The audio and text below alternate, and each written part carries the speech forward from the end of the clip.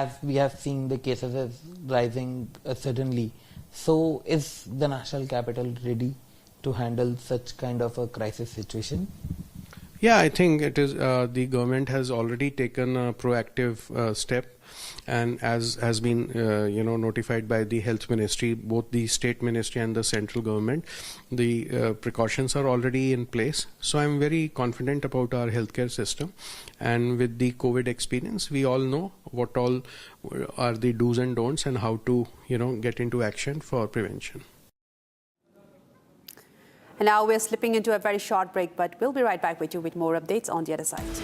Coming up next, ED flags funds without FCRA registration. 2.88 crore rupees foreign funds under ED scanner coming up next.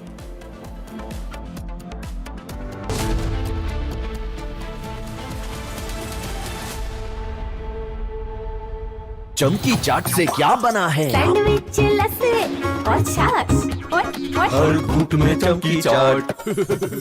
अब बताओ, स्वाद आया? आया। असली स्वाद सिर्फ चमकी चाट। रानी, इस घर में कुछ है जो टूटता नहीं। ये पिलर कभी नहीं टूटेगा। रुंगटा स्टील TMT से बना। रुंगटा नहीं तो घर स्ट्रॉन्ग नहीं। रुंगटा स्टील TMT बार एकदम solid. Are pure sooji pasta उबालो मिलाओ और खाओ 8 मिनट में तैयार। क्या टेस्ट है सबका राजा आर प्योर मसाला। चमकी चाट से क्या बना है? आलू चाट या फ्रूट चाट। स्वाद बनाए चमकी चाट। क्या बात है? स्वादिष्ट पकोड़े और बरसान, अरे चमकी चाट है इसकी जान। असली स्वाद सिर्फ चमकी चाट।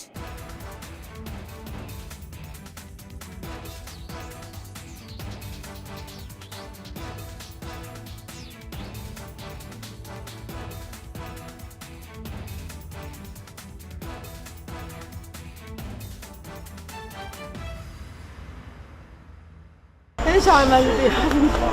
ما عملتيش شيء يا حبيبتي.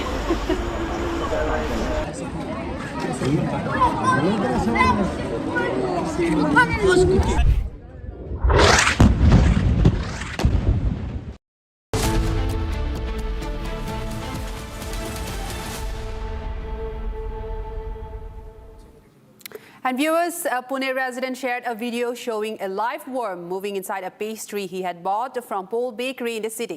This comes amid severe backlash the cafe bakery giant has been facing over a similar experience by a Gurugram customer who found a live worm inside his sandwich. Here is a quick report. Take a look. Another shocking video has surfaced online that has raised concerns over food safety.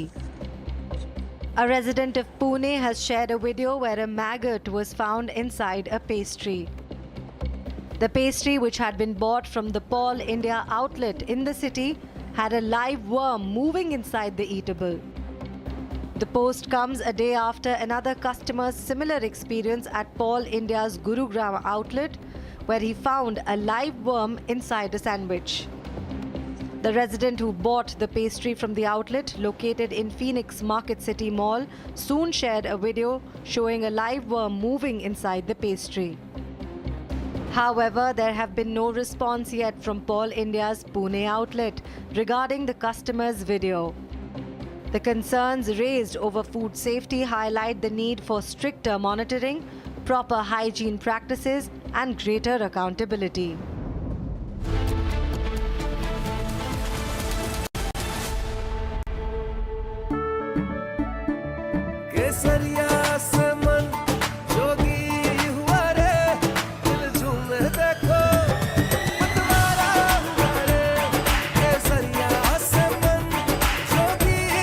हर पल मनाओ केसरी त्योहार। विमल, बोलो जुबान केसरी। कुछ तो सस्ता लो, सब बढ़िया लो। इसमें क्या खास बात है? थोड़े में ज्यादा स्वाद, यही तो है इसकी खास बात। I wake up wearing someone else again. Don't let it slip. I'm losing. I don't wanna be safe anymore. Finding myself. That's my moment of Sarah. चमकी चाट से क्या बना है? सैंडविच, लस्सी और छाछ और हर घूंट में चमकी चाट। अब बताओ स्वाद आया? आया। असली स्वाद सिर्फ chunky chaat. Iran's economy is staring at a fresh shock. The Iranian rial has crashed to a new record low, hitting 2.02 million rial to $1 in market trading. And the timing is significant. Washington is preparing to unveil another round of sanctions, promising to tighten the economic screws on Tehran even further. Donald Trump has already declared on social media, Iran is completely collapsing. But here is the big question, is Iran really collapsing, or is Tehran using the Strait of Hormuz to run its economic weakness into global pressure point?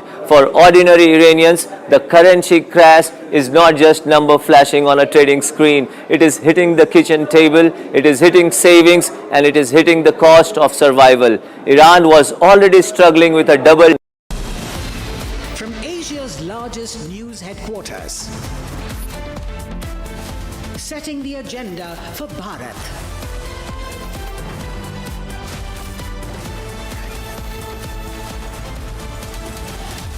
You're watching Republic.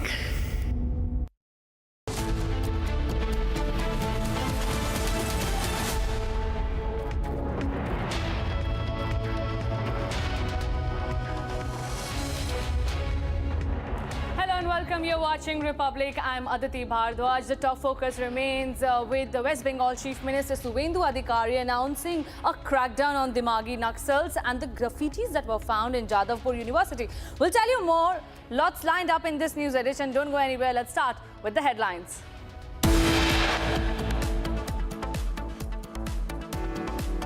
Trouble mounts for rapist Tarun Tejpal. Supreme Court rejects rapist Tarun Tejpal's plea.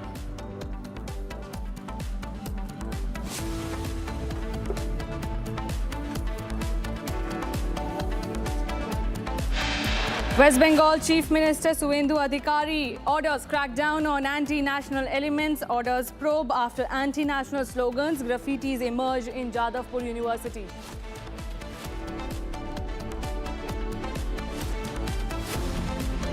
Big win for Republic. Bengal Chief Minister Suvendu Adhikari orders all fake cases against Republic Bangla to be withdrawn.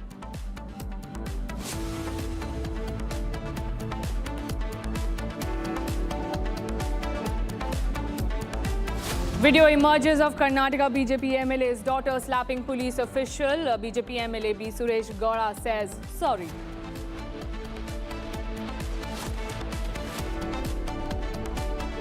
Dera Sacha Sauda Chief Gurmeet Ram Rahim serving 2 separate 10-year sentences in the Dera Sacha Sauda rape cases has been granted 21 days furlough.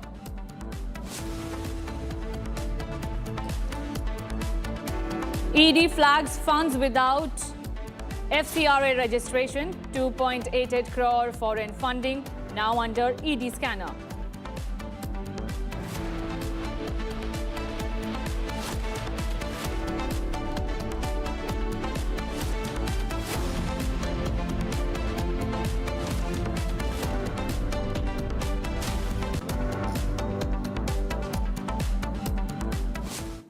The Enforcement Directorate has probed a Rajasthan-based Protestant pastor for allegedly receiving over 2 crore in foreign funds without FCRA registration, which it claims were used for conversion activities among SC and ST communities.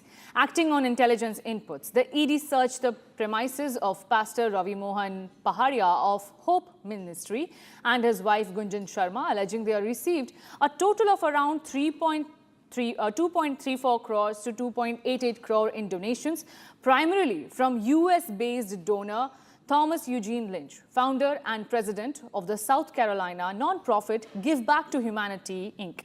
The agency said Paharia remained in regular contact with foreign nationals and organized religious gatherings targeting underprivileged and tribal groups in Jaipur and southern Rajasthan on their instructions. Now, one project under scrutiny is the Children of Hope School, also known as Niranjan Vidya Mandir, in Jaipur, where Paharia serves as principal. We also have my colleague Rahul for more details. Rahul, tell us more about the ED's probe.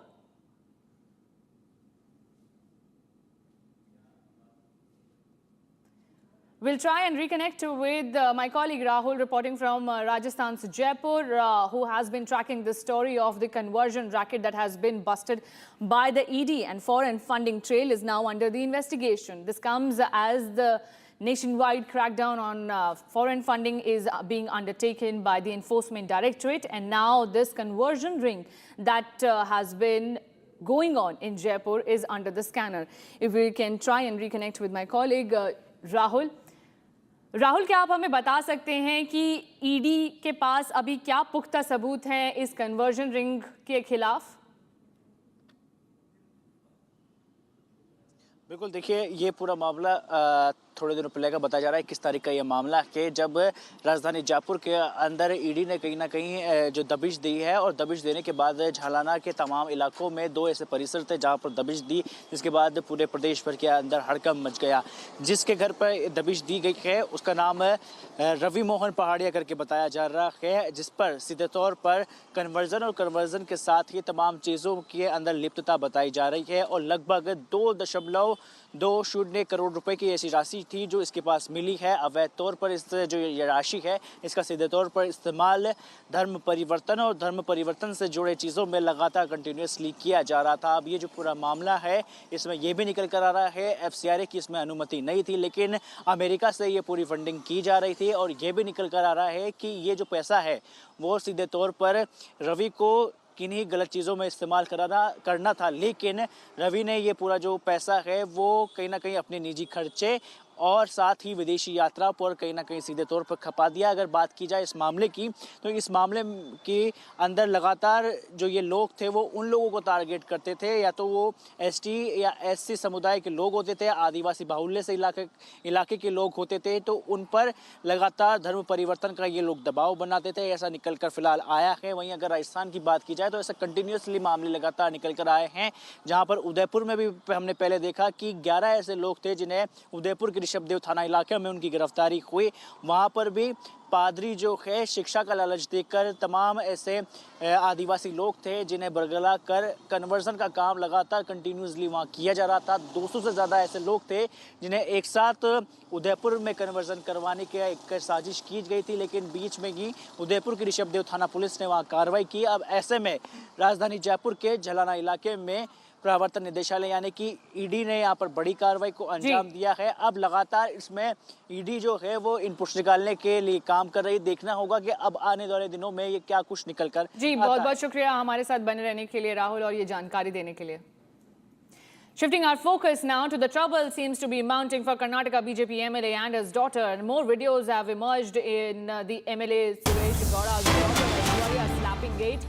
The cops had confronted Aishwarya over her behavior with the on-duty police personnel inside the temple when an on-duty officer was slapped by Karnataka BJP MLA's daughter Aishwarya on August 12th. You can see on your screens the visuals of the moment when Karnataka BJP MLA's daughter slapped an on-duty officer as allegedly she was trying to enter the sanctum sanctorum of the temple, after which the cop on duty prohibited and protested to the entry. But then she went on to complain, and now both complaints and counter complaints have been filed, one by the police officer, the other by Aishwarya. But the father remains apologetic. He says that the patience should have been practiced by both the sides, and she was just trying to enter and to get some holy water as her children were sick. Listen in.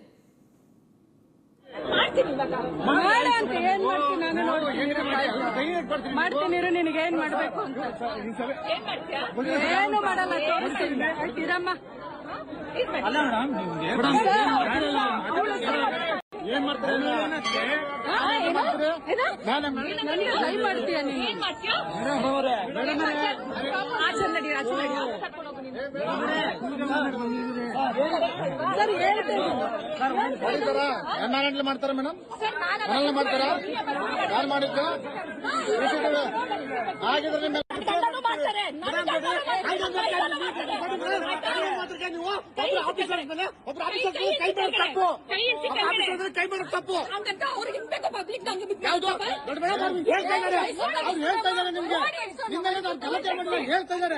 ಗಲಾಟೆ ಮಾಡಿಲ್ಲ ಅವರು ಗಲಾಟೆ ಮಾಡ್ತಾರೆ ನೋಡಿ ಕಾಣ್ತಾ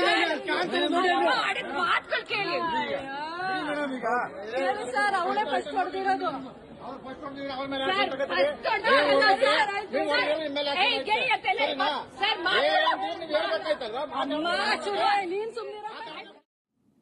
You heard the confrontation. My colleague Abhishek is also joining me over the phone line. Abhishek, is there any apology now from Aishwarya? Well, Aishwarya Gowda doesn't seem to have any apologetic gesture as of now at this point of time, because it is only the father of Aishwarya Gowda, Mr. Suresh Gowda, who represents the Tumkuru rural constituency, who has apologized over our camera in both Kannada and English languages. He mentions the fact that his daughter should have maintained the calm. On the other hand, even the police, the sub-inspector, should have maintained the calm where using of some abusive language shouldn't have been done when she was conducting the duty of the queue management at the Ukkada Aarti temple in Srirangapatna. On the other hand, Suresh Gowda also mentioned the fact that he apologizes on behalf of his daughter. He will duly follow the course of law, and he will make sure that he will respect the law, because he is also a lawmaker. The person who makes the law shouldn't never ever go against law, is what Suresh Gowda mentioned to the camera while he was talking to us. On the other hand, there is no apologetic note from Aishwarya Gowda until now. We will have to see what unfolds in the next couple of days. No apology from the accused in the case, Aishwarya, but her father remains apologetic. When Republic spoke to Suresh Gowda, he said that he apologizes on behalf of Aishwarya. Listen in.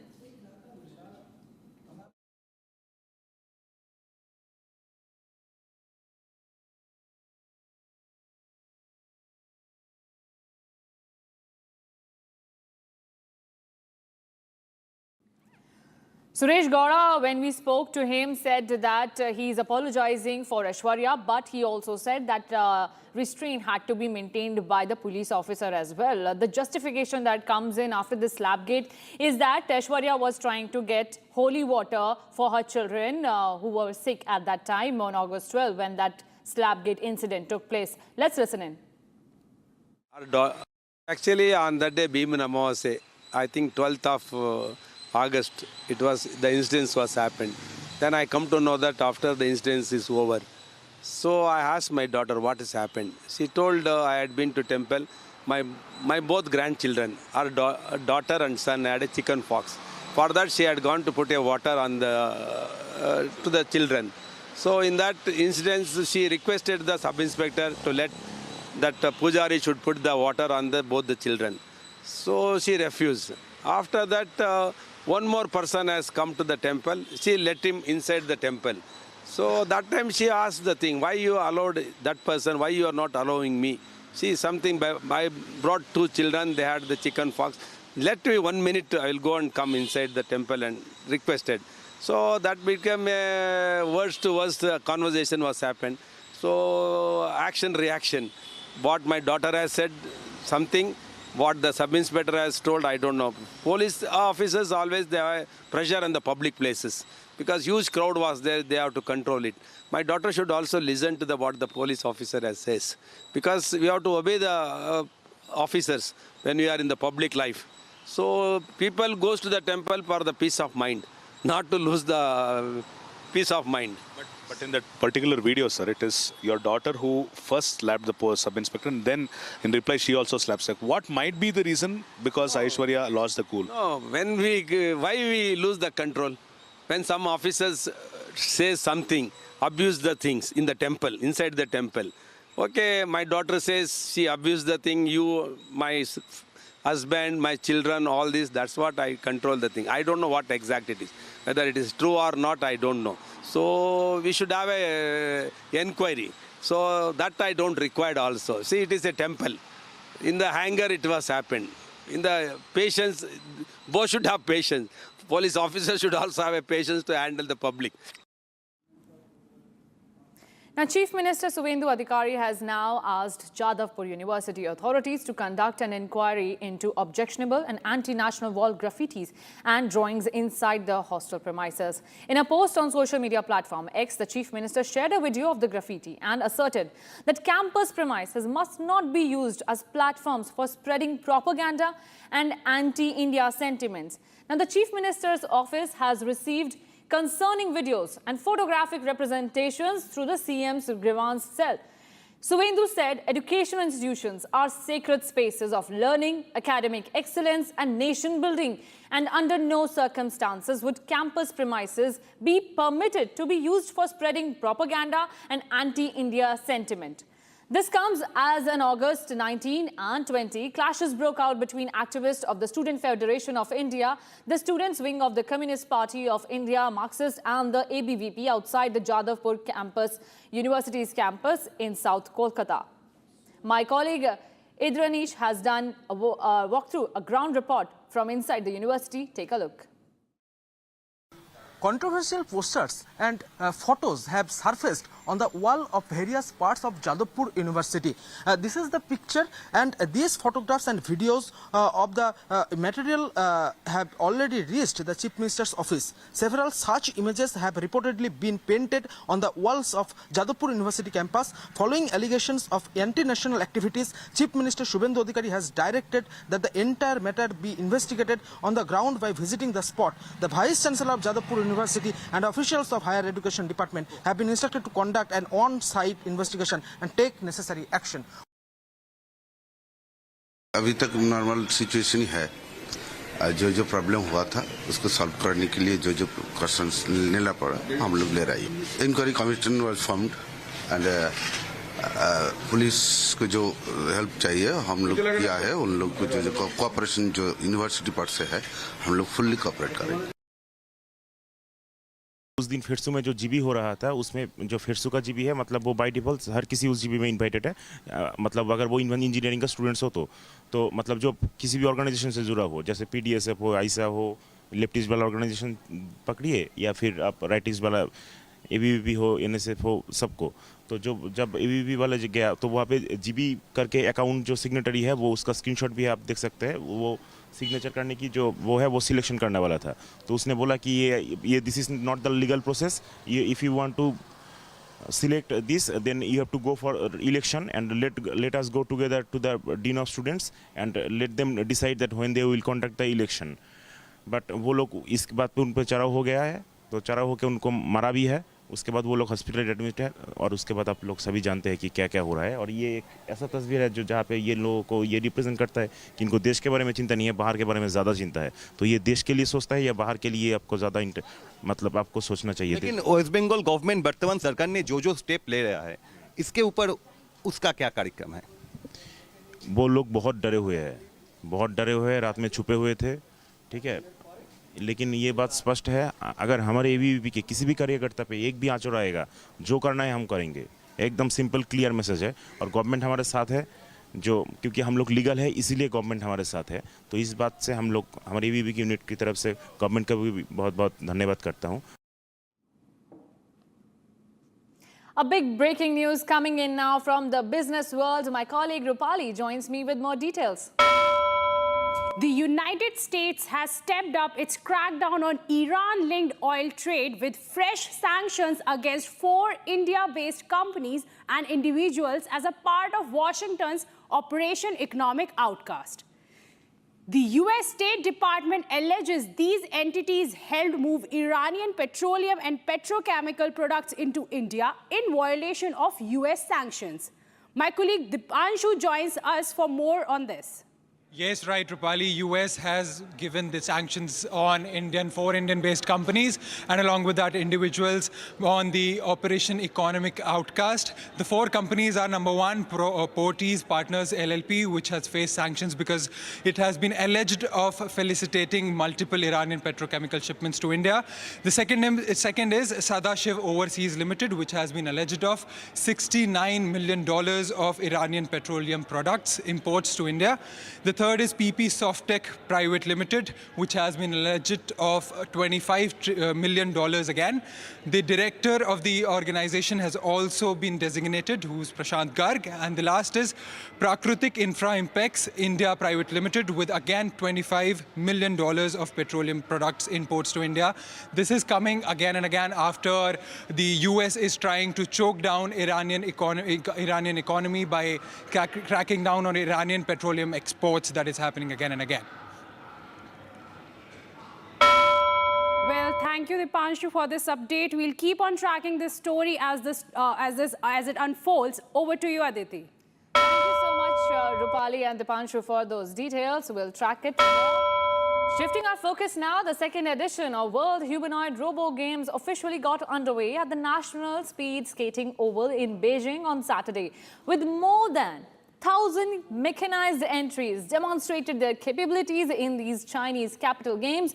More than 2,000 humanoid robots are reported to be participating in the event, with the participation of nearly 666 teams around the world. Let's take a look at this report.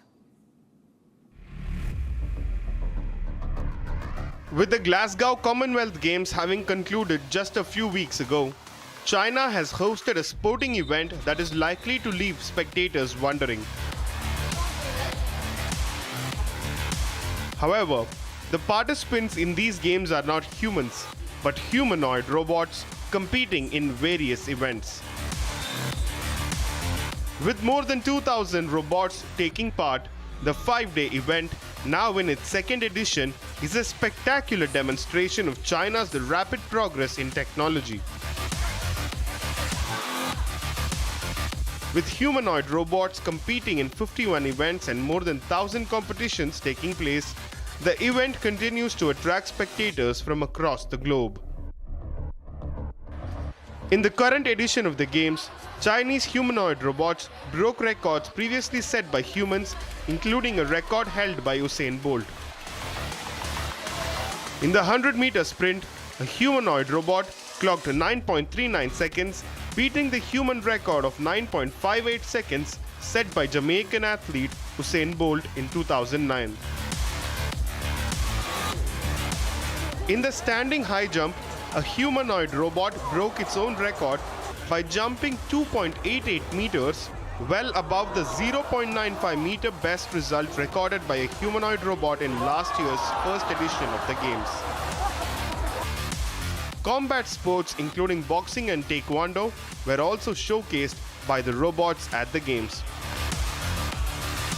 While some spectators said they were excited about the Games, experts stated that humanoid robots are still mostly used for demonstrations, performances, and research, adding that their mass deployment in real-world applications will take a long time. It is worth noting that China manufactures the majority of the world's humanoid robots, while the US has stepped up its scrutiny of Chinese robots as well. Slipping into a very short break, but don't go anywhere. Keep watching Republic, as after the break, we will tell you what's happening in India-China talks, the special representatives talks that are underway in China, where China has hinted on a positive relationship with India.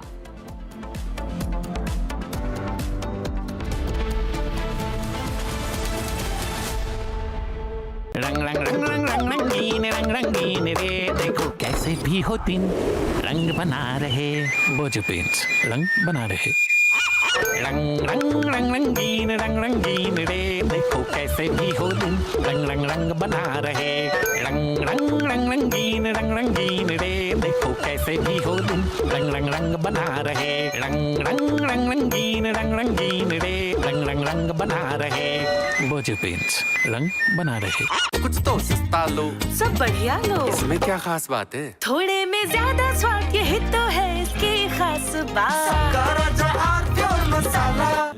Amity has been ranked India's #1 not-for-profit private university for 11th year, with top 10 ranked institutions in management, engineering, biotech, law, masscom, telecom, hospitality, fashion and more. Yet another top ranking for Amity University. चमकी चाट से क्या बना है? Sandwich लस्सी और छाछ हर घूंट में चमकी चाट। अब बताओ स्वाद आया? असली स्वाद सिर्फ chunky chaat. AU savings account में मिलते हैं amazing benefits, paperless banking and higher interest, वो भी हर महीने। Money money money money every month. सोच बदलो और बैंक भी।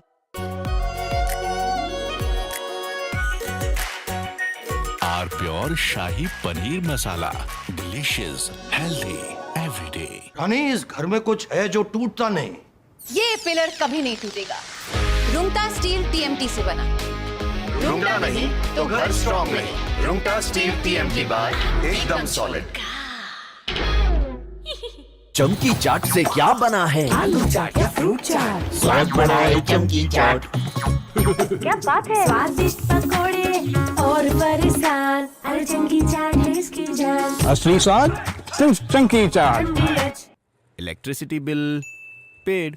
Really? Your mobile recharge is done. How? Make all kinds of payments using the Bheem Payments app and get cashback of up to ₹300 every month. Use Bheem app to pay. It's the Mahi way. R pure sooji pasta, उबालो मिलाओ और खाओ, 8 minute में तैयार। क्या taste है, सबका राजा hardcore मसाला। हीरे के लिए मुझे भरोसा है सिर्फ सेनको गोल्डन डायमंड्स पर, क्योंकि सिर्फ सेनको देता है सर्टिफाइड डायमंड्स, बायबैक फैसिलिटी और 100% एक्सचेंज वैल्यू, साथ में life time maintenance, free insurance. तो अब डायमंड्स खरीदने से पहले सेनको में जरूर आना। चमकी चाट से क्या बना है? सैंडविच, लस्सी और छाछ। हर घूंट में चमकी चाट। ड्राई फ्रूट और दही बड़े, चमकी चाट से स्वाद बढ़े। असली स्वाद सिर्फ चंकी चाट। कुछ तो सस्ता लो, सब बढ़िया लो। इसमें क्या खास बात है? थोड़े में ज्यादा स्वाद, यही तो है इसकी खास बात। सबका राजा R pure masala.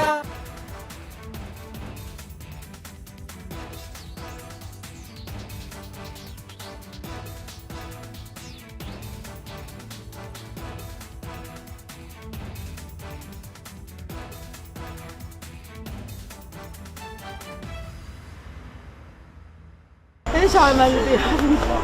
ما عملتيش شيء يا حبيبتي.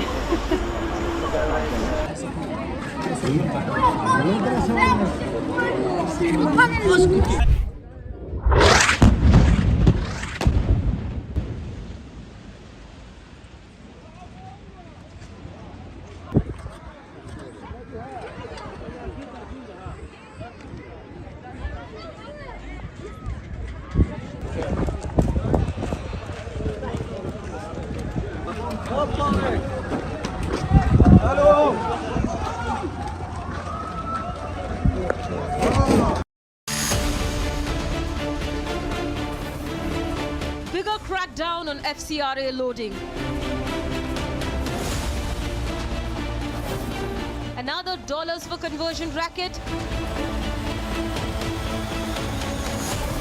FCRA crackdown from Bastar to Jaipur. Debating tonight at 8 p.m.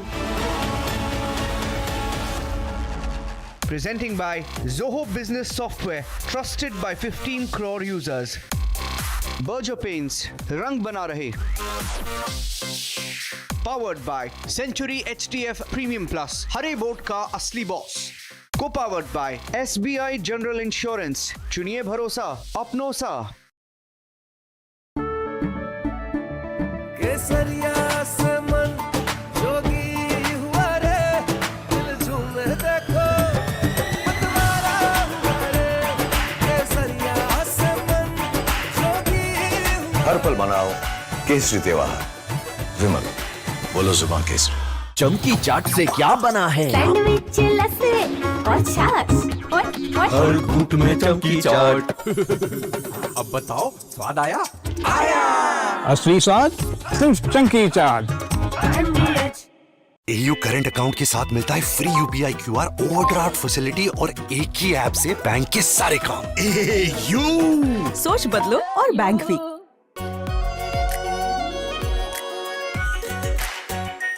Are pure shahi paneer masala, delicious, healthy everyday. Rani, इस घर में कुछ है जो टूटता नहीं। ये पिलर कभी नहीं टूटेगा। रुंगटा स्टील TMT से बना। रुकना नहीं तो घर स्ट्रॉन्ग नहीं। रुंगटा स्टील टीएमटी बार एकदम solid.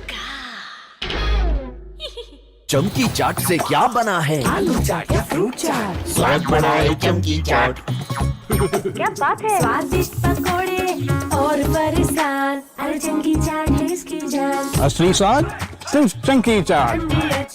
Electricity bill paid. Really? Your mobile recharge is done. How? Make all kinds of payments using the Bheem Payments app and get cashback of up to ₹300 every month. Use Bheem app to pay. It's the Mahi way. कुछ तो सस्ता लो, सब बढ़िया लो। इसमें क्या खास बात है? थोड़े में ज्यादा स्वाद, यही तो है इसकी खास बात। चमकी चाट से क्या बना है? सैंडविच लस्सी और छाछ हर घूंट में चमकी चाट। ड्राई फ्रूट और दही बड़े। चमकी चाट से स्वाद बढ़े। असली स्वाद सिर्फ chunky chaat. Iran's economy is staring at a fresh shock. The Iranian rial has crashed to a new record low, hitting 2.02 million rial to $1 in market trading. And the timing is significant. Washington is preparing to unveil another round of sanctions, promising to tighten the economic screws on Tehran even further. Donald Trump has already declared on social media, Iran is completely collapsing. But here is the big question, is Iran really collapsing, or is Tehran using the Strait of Hormuz to run its economic weakness into global pressure point? For ordinary Iranians, the currency crash is not just number flashing on a trading screen. It is hitting the kitchen table, it is hitting savings, and it is hitting the cost of survival. Iran was already struggling with a double-digit inflation and negative economic growth before the latest phase of the conflict. But months of war, previous sanctions, and growing international isolation have pushed the pressure to another level. The numbers tell a brutal story. Since the war began, rice prices have reportedly risen by around 60%. Beef prices are more than 150% higher. And the International Monetary Fund is forecasting that Iran's economy could shrink by more than 5%. Imagine what means for an ordinary family. Every trip to the market costs more. Every saving loses value and the national currency continues to slide. In Tehran, people are reportedly lining up to buy US dollars desperately.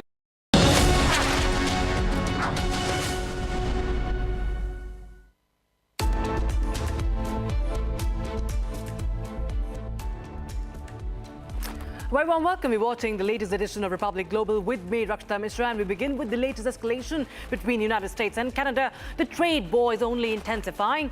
It's Carney versus Trump. Fresh tariff threats now, deepening the tensions between the two neighbors in North American continent. We also covered the major climate warning. The world's oceans have hit their hottest temperature on record. Scientists say rising ocean heat, driven by human-caused warming and strengthening El Nino, is putting the pressure. Also, viewers, we will be looking into a powerful tornado that tore through the southern France region, injuring dozens and damaging hundreds of homes. All that and much more on Republic Global.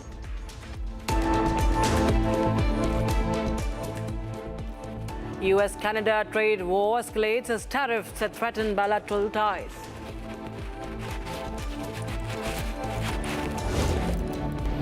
Record ocean heat fueled by El Nino and climate change threatens marine life, intensifying the heat waves.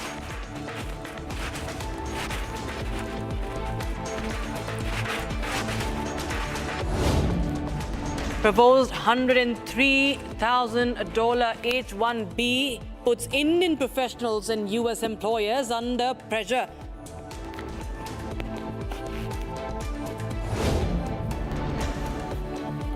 US sanctions target Iran's financial lifelines, putting trading partners on notice.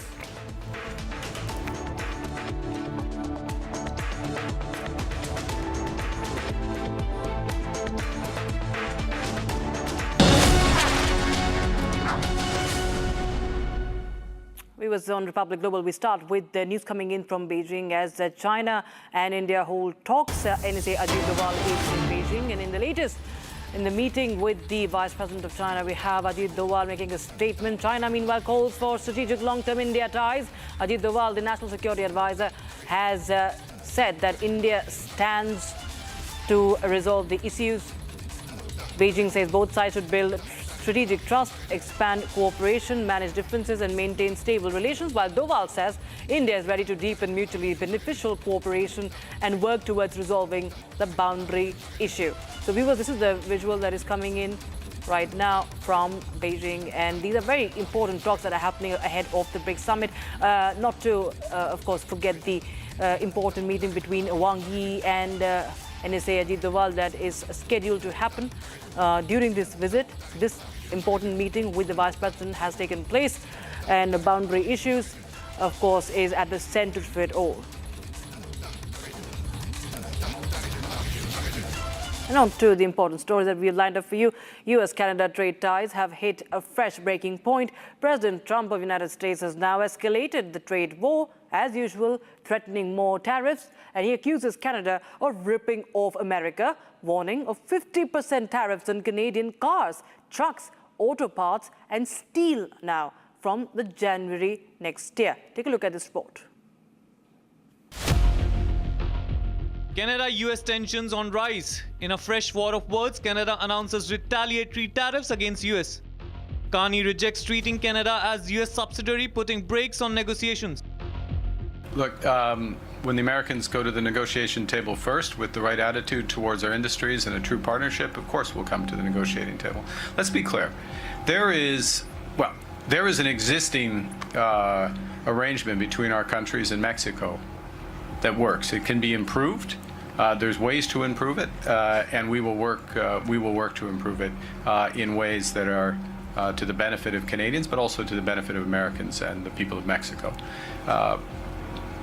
But an attitude at the negotiation table that Canada is a subsidiary of the United States, that Canadian industry is going to be disadvantaged relative to American industry, that we're going to set up terms so that over time Canadian industry is going to face constant headwinds. That's not something we're going to accept.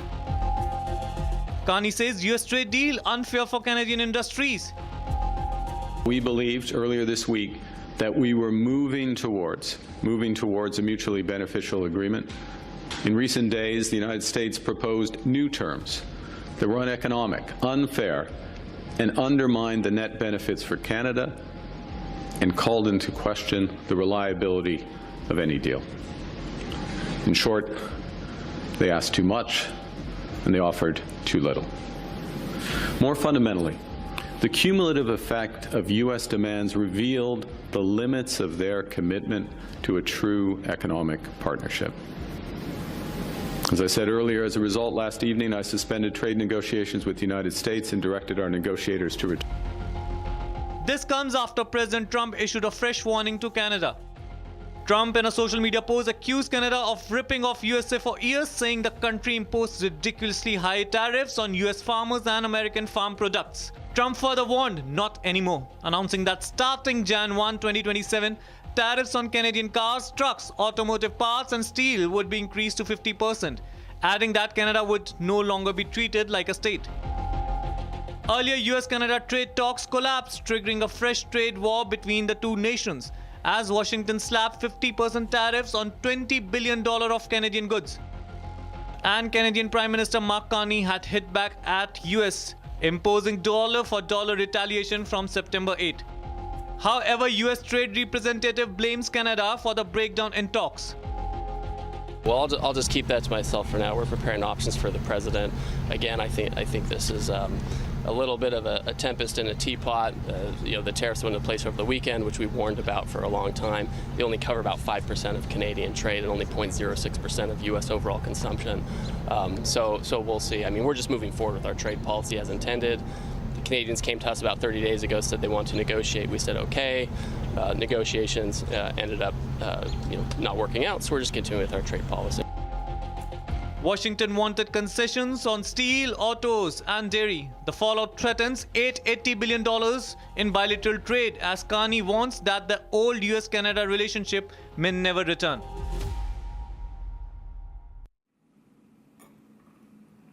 All right, now viewers, this is in connection with the H-1B visa hike. There's another shock that is coming in for skilled foreign workers, especially for Indian workers, Indian students and techies. The Trump administration has proposed an additional $103,265 fee on H-1B applications subject to the annual cap. Now, the move comes after a previous $100,000 H-1B fee was struck down by a U.S. court. Now, Vice President of the United States, J.D. Vance, has made the administration's position clear that American companies that need workers should hire and train Americans first. India stands to be among the countries most affected, with the Indian nationals accounting for about 71% of all H-1B beneficiaries in the fiscal year 2024. Here's more. A fresh H-1B shock from the Trump administration. $103,265. That's the additional fees the U.S. Department of Homeland Security has proposed for the H-1B cap subject petitions. This isn't just for the applicants coming from abroad. The proposed fee would apply to all H-1B petitions subject to the annual cap, including applications eligible under the U.S. master's degree exemption. The H-1B program allows American employers to hire foreign workers in specialized occupations, particularly across technology, engineering, research, and other highly skilled sectors. Under the congressional cap, the United States currently allows 65,000 H-1B visas every year under the regular quota, with another 20,000 slots reserved for foreign workers holding a master's degree or higher education from the U.S. institutions. That means the proposed fee would potentially apply across the 85,000 visa cap subject pool. And the financial impact could be enormous. Department of Homeland Security estimates the proposed fee could generate approximately $8.8 billion annually. This is based on the 85,000 cap subject petitions. But there is an important distinction. This is a proposed additional fee, not a final rule, which brings the spotlight firmly onto India. Because when it comes to H-1B visa program, India is by far the largest beneficiary. USCIS data shows that in fiscal year 2024, Indian nationals accounted for 283,755 approved H-1B petitions, which is around 71% of all approved H-1B petitions. China was a distant second, with about 11.7%. The Trump administration says the objective is not to shut the doors on foreign talent. It says the objective is to make American employers think twice before replacing or bypassing American workers. And hence, Vice President J.D. Vance has now delivered that message in an unmistakable term.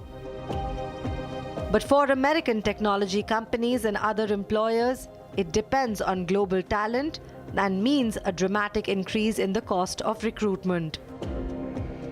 For India, the stakes are particularly high. Indian professionals dominate the H-1B program.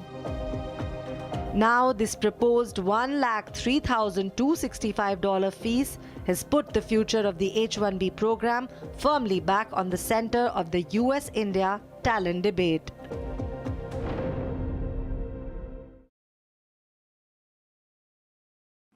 All right, viewers, now the world's oceans have reached their hottest temperature on record, with scientists warning the heat could rise further in the months ahead. Record temperatures are being driven by long-term human-caused warming and its strengthening El Nino, putting marine ecosystems under increasing stress and potentially intensifying the heat waves on land. Experts say that the latest record is another warning of a climate system under strain as global leaders prepare to address the emissions and adaptation at the COP31 in Turkey. The world's oceans have hit their hottest temperature on record, and scientists say the heat is likely to rise further in the months ahead. Ocean temperatures have reached a record 21.1 degrees Celsius, driven by the combination of human-caused warming and a strengthening El Niño.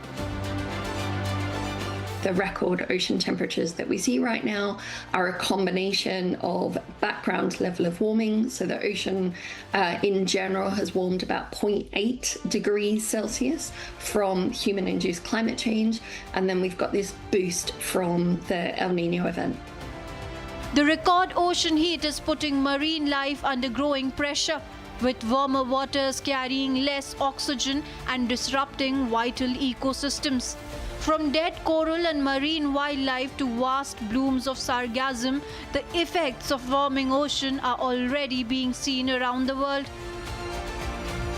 Corals, as well as most marine organisms, get incredibly stressed when the water environment is too hot for them.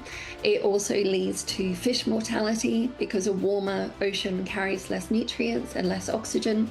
It changes our circulation, upwelling gets less intense, and we see changes in things like harmful algal blooms that impacts shellfish in particular in a warmer ocean. Scientists warn warmer seas and also intensify heat waves on land, keeping nights hotter when cooling sea breezes lose their effect. And in particular, when we have a warmer ocean, such as we've had in Europe this summer, it amplifies the impacts of heat waves because you don't get the cooler nighttime temperatures with the sea breeze coming off the ocean when the ocean is very warm. So there's a huge number of reasons why people should be worried about a warmer ocean. El Niño is adding to decades of human-caused warming, with the current event expected to strengthen further before reaching its peak later this year. Experts say the record ocean temperatures are another warning that the climate system is under strain, with consequences reaching far beyond the coastline. Scientists say the solution is clear: cut fossil fuel emissions rapidly and act on climate adaptation as global leaders prepare for COP31 in Turkey. And the US has now launched a sweeping new economic campaign against Iran, with the Treasury Department targeting nearly 60 entities, individuals and vessels, while warning countries and companies doing business with Tehran could face secondary sanctions. Washington says that the measures are aimed at cutting off Iran's financial lifelines, including the oil revenues and sanctions evasion networks, while also expanding sanctions risks across the digital assets, technology, gold, aviation and shipping. Here's more. The US Treasury has launched a new economic campaign against Iran, targeting nearly 60 entities, individuals and vessels linked to Tehran. Treasury Secretary said that the United States is ready to implement a new round of secondary sanctions, not just on Iran, but on any country or entity that does business with Iran. And that could include heavyweights like China, which buys oil from Iran and also interacts with its banking system. So this could set up a high-stakes confrontation with China right before President Trump is expected to meet China's leader Xi Jinping at the end of next month. Treasury Secretary Scott Bessent warned countries and companies doing business with Iran could face secondary US sanctions. We are giving everyone the opportunity to remedy bad behavior. Why would I want to blow up the global financial system? We believe that it is important to level set and give people a cure period, but they should know that that will move very quickly and that we are serious. Secondary sanctions are a very powerful tool. Washington says the measures aim to choke off Iran's financial lifelines, including oil revenues and sanctions evasion networks. The Treasury Secretary talked about economic asphyxiation of the Iranian regime. This comes as negotiations have sputtered and the war has been inconclusive for more than 6 months. Iran has still bottled up the Strait of Hormuz, through which about 20% of the world's oil flows. That's pushed up oil and gas prices here in the United States. And these new economic measures have been promoted as an alternative to military action. The secretary clearly wants to force other countries to essentially choose sides and decide whether or not to continue to do business with Iran, and if they do, to face American sanctions on banks and on other companies and entities in their territory. 5 sectors face new sanctions risk: digital assets, technology, gold, aviation and shipping. The action also targets networks accused of helping Iran procure nuclear and missile technology and conduct cyber operations.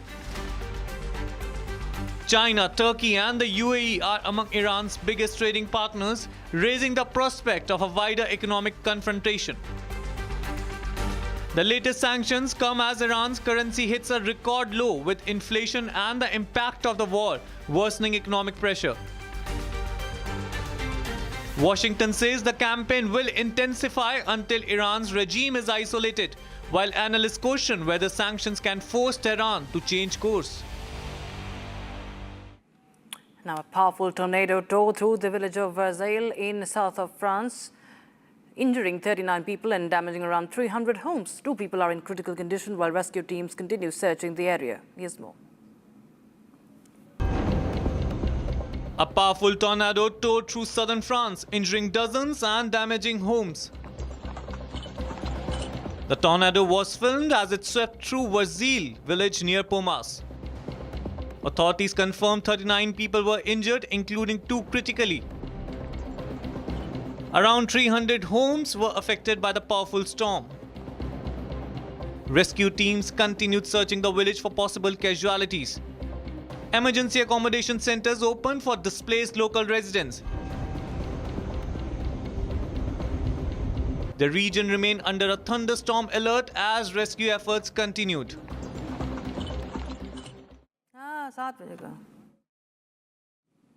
And with that's a wrap on this edition of Republic Global, but don't go anywhere. News and updates continue on the other side. It's time for This Is Exclusive at 7 p.m. as we bring you the case of love jihad in Andhra Pradesh that led to a suicide of an entire family. A shocking report that's coming in from Andhra Pradesh. Stay tuned.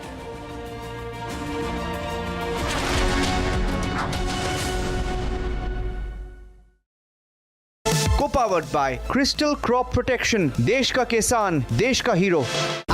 सूजी pasta उबालो मिलाओ और खाओ 8 minute में तैयार. क्या taste है सबका राजा R masala. Amity has been ranked India's #1 not-for-profit private university for 11th year, with top 10 ranked institutions in management, engineering, biotech, law, masscom, telecom, hospitality, fashion and more. Yet another top ranking for Amity University. चमकी चाट से क्या बना है? Sandwich लस्सी और छाछ. हर घूंट में चमकी चाट. अब बताओ स्वाद आया? आया. असली स्वाद सिर्फ चमकी चाट. Electricity bill paid. Really? Your mobile recharge is done. How? Make all kinds of payments using the Bheem Payments app and get cashback of up to ₹300 every month. Use Bheem app to pay. It's the Mahi way. कुछ तो सस्ता लो, सब बढ़िया लो. इसमें क्या खास बात है? थोड़े में ज्यादा स्वाद, यही तो है इसकी खास बात. यानी इस घर में कुछ है जो टूटता नहीं. ये पिलर कभी नहीं टूटेगा. रुंगटा स्टील TMT से बना. रुंगटा नहीं तो घर स्ट्रॉन्ग नहीं. रुंगटा स्टील TMT बार एकदम सॉलिड. चमकी चाट से क्या बना है? आलू चाट या फ्रूट चाट. स्वाद बनाए चमकी चाट. क्या बात है? स्वादिष्ट पकोड़े और फरसान. अरे चमकी चाट है इसकी जान. असली स्वाद सिर्फ चमकी चाट. AU सेविंग्स अकाउंट में मिलते हैं amazing benefits, paperless banking and higher interest, वो भी हर महीने. Money money money money every month. सोच बदलो और बैंक भी.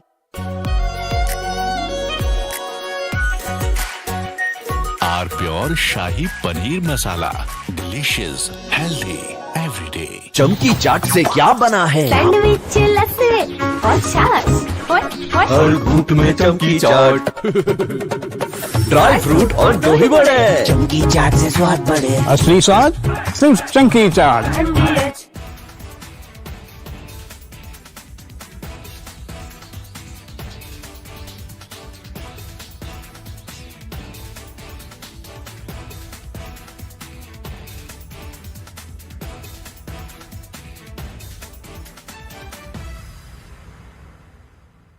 ايش عملتي يا حبيبتي؟ ما عملتيش شيء يا حبيبتي.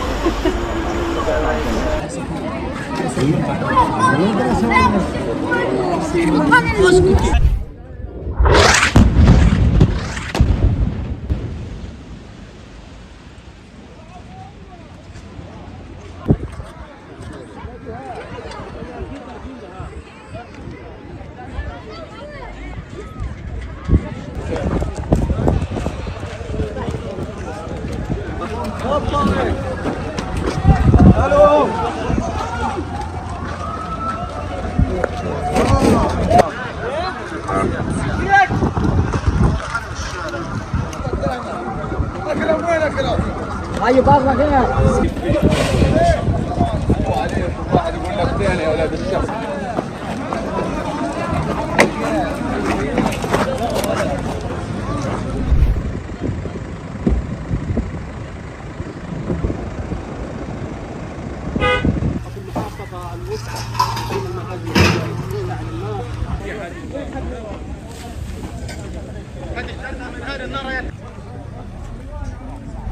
رموا 4 صواريخ، وهذا الدمار كله بسبب الصواريخ هذول. ايش صار في النازحين والخيم؟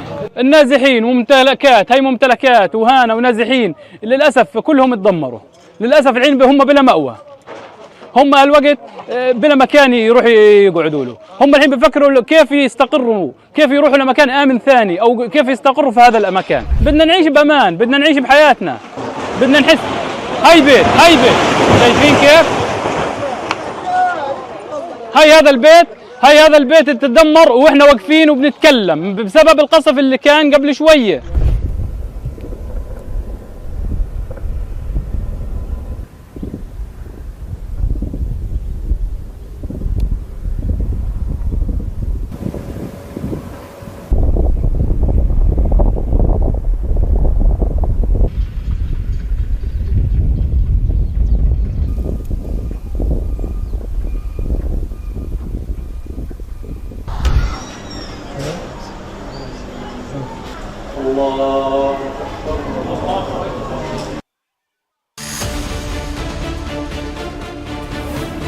India's war against the Dimagi Naxals.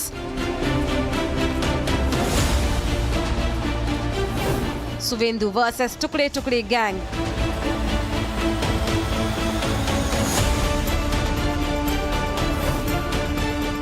Suvendu goes after the Dimagi Naxals. Debating tonight at 9 p.m. Presented by Amity University, ranked amongst the top 3% universities globally. Berger Paints, Rang Bana Rahe. Powered by RP Sanjeev Goenka Group, growing legacies since 1820. Century HTF Premium Plus, Hare Boat Ka Asli Boss.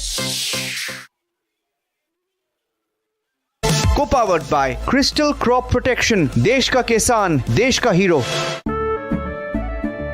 केसरिया से मन जोगी हुआ रे, दिल झूमे देखो मतवारा हुआ रे, केसरिया से मन जोगी हुआ। हर पल मनाओ केसरी त्योहार। विमल, बोलो जुबान Kesari. R pure sooji pasta उबालो, मिलाओ और खाओ, 8 मिनट में तैयार। क्या टेस्ट है सबका राजा, R pure masala.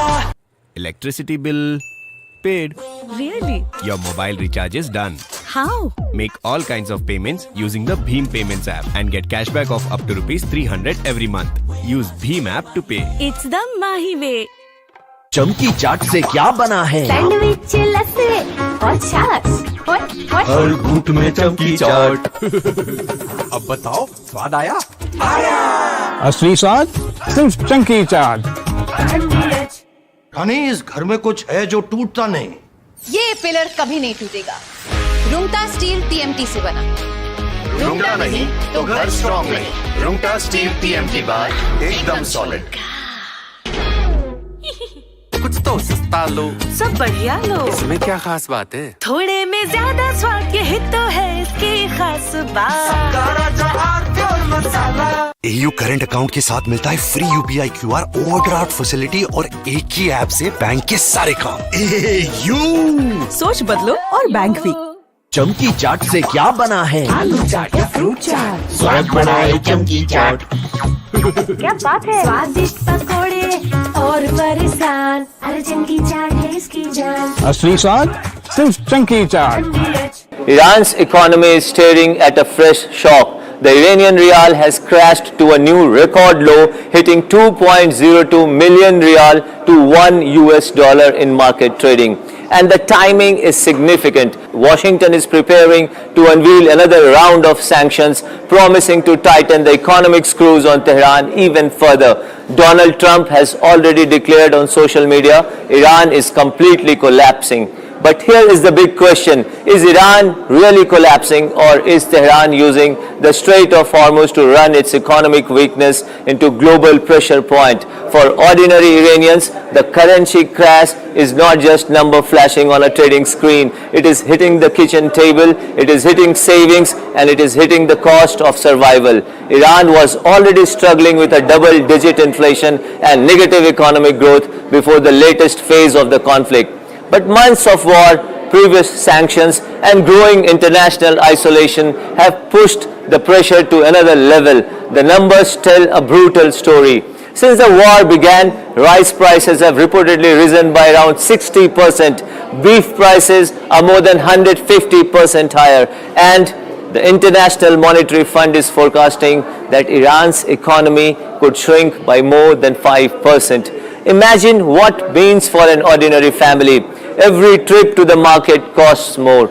Every saving loses value, and the national currency continues to slide. In Tehran, people are reportedly lining up to buy US dollars, desperately trying to protect whatever savings they have left. One 73-year-old Iranian summed up the public mood bluntly. There is no hope for a deal and a peace. And now comes the next blow. The Trump administration bigger crackdown on FCRA loading. Another dollars for conversion racket. FCRA crackdown from Bastar to Jaipur. Debating tonight at 8 p.m. Presenting by Zoho Business Software, trusted by 15 crore users. Berger Paints, Rang Bana Rahe. Powered by Century HTF Premium Plus, Hare Boat Ka Asli Boss. Co-powered by SBI General Insurance, Chuniye Bharosa, Apno Sa.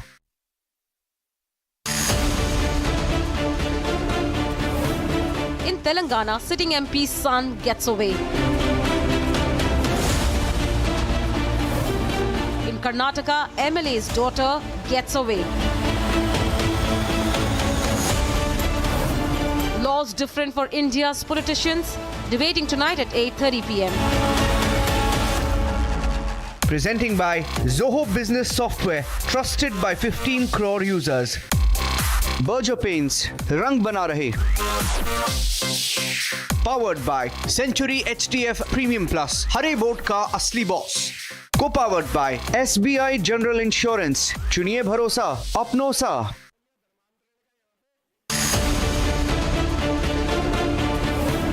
India's war against Dimagi Naxals. Suvendu versus Tukde Tukde gang.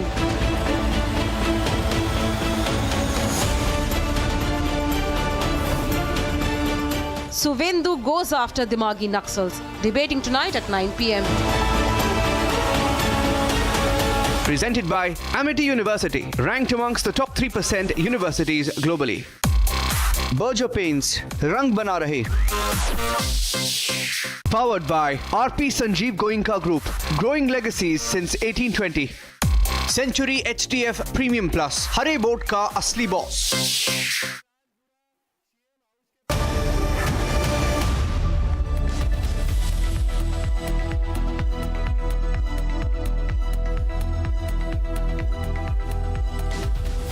Thank you for joining us here on Republic TV. Ladies and gentlemen, one ground truth that the Americans are working in a very big way in pumping in money into India.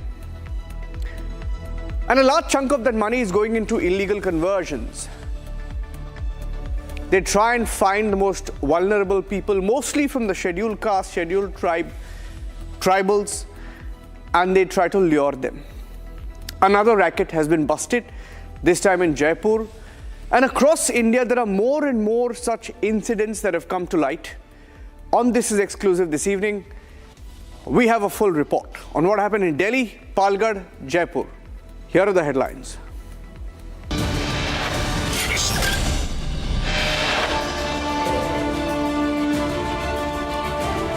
FCRA crackdown in Jaipur, a raid in Delhi, and the conversion ring continues in Palghar. We have details on the show.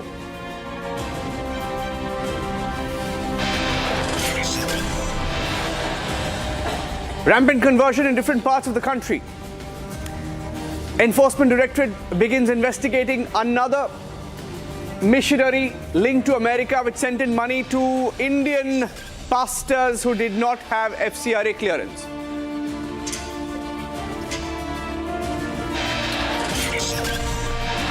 It's a story that nobody is reporting. Saujanya and her family commit suicide in what is being alleged is a case of love jihad, but nobody is asking questions on why the police is not calling it love jihad.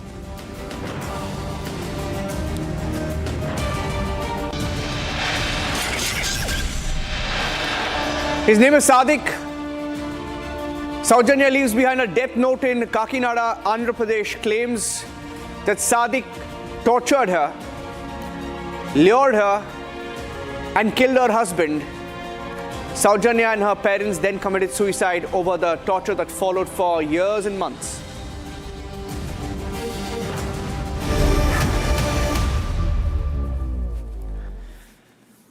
Ladies and gentlemen, first up on top of the show at 7 p.m. on This Is Exclusive, getting pictures from 3 different parts of the country where conversion racket has come into focus. In Delhi, during an alleged conversion, now that's what the activists claim, that there was alleged conversion in Delhi and then they raided. Now they've even shot videos. They claim that they've been able to try and rescue a couple of people from that conversion. Now that's what they claim. These are claims once again. Complaint has been filed, not converted into FIR yet in the national capital. For some reason, the Delhi police has not converted that into an FIR. In Jaipur, the Enforcement Directorate has filed a case and has begun investigating a pastor linked to an American who sent in money upwards of 3 crore. And they claim that was used for conversion of ST, that is Scheduled Tribe Valmiki, Scheduled Caste Valmiki, Scheduled Tribe Bhil community. That is in Jaipur. That's an FCRA violation. Exactly what happened in the case of Timothy Nisharif. And in Palghar, Maharashtra, women once again caught during a proselytization drive. Now, this is happening on a large scale across the country. And it's not isolated. It's happening. And it continues to happen in different parts of the country. Now, let me show you first up what happened in Delhi. In Delhi, we have videos of activists barging into what they claim is conversion, alleged conversion. I have the video. I'd like to play the raw video, and then we have one of the activists joining us live. First up, here's what happened. I'd like to play the video, please.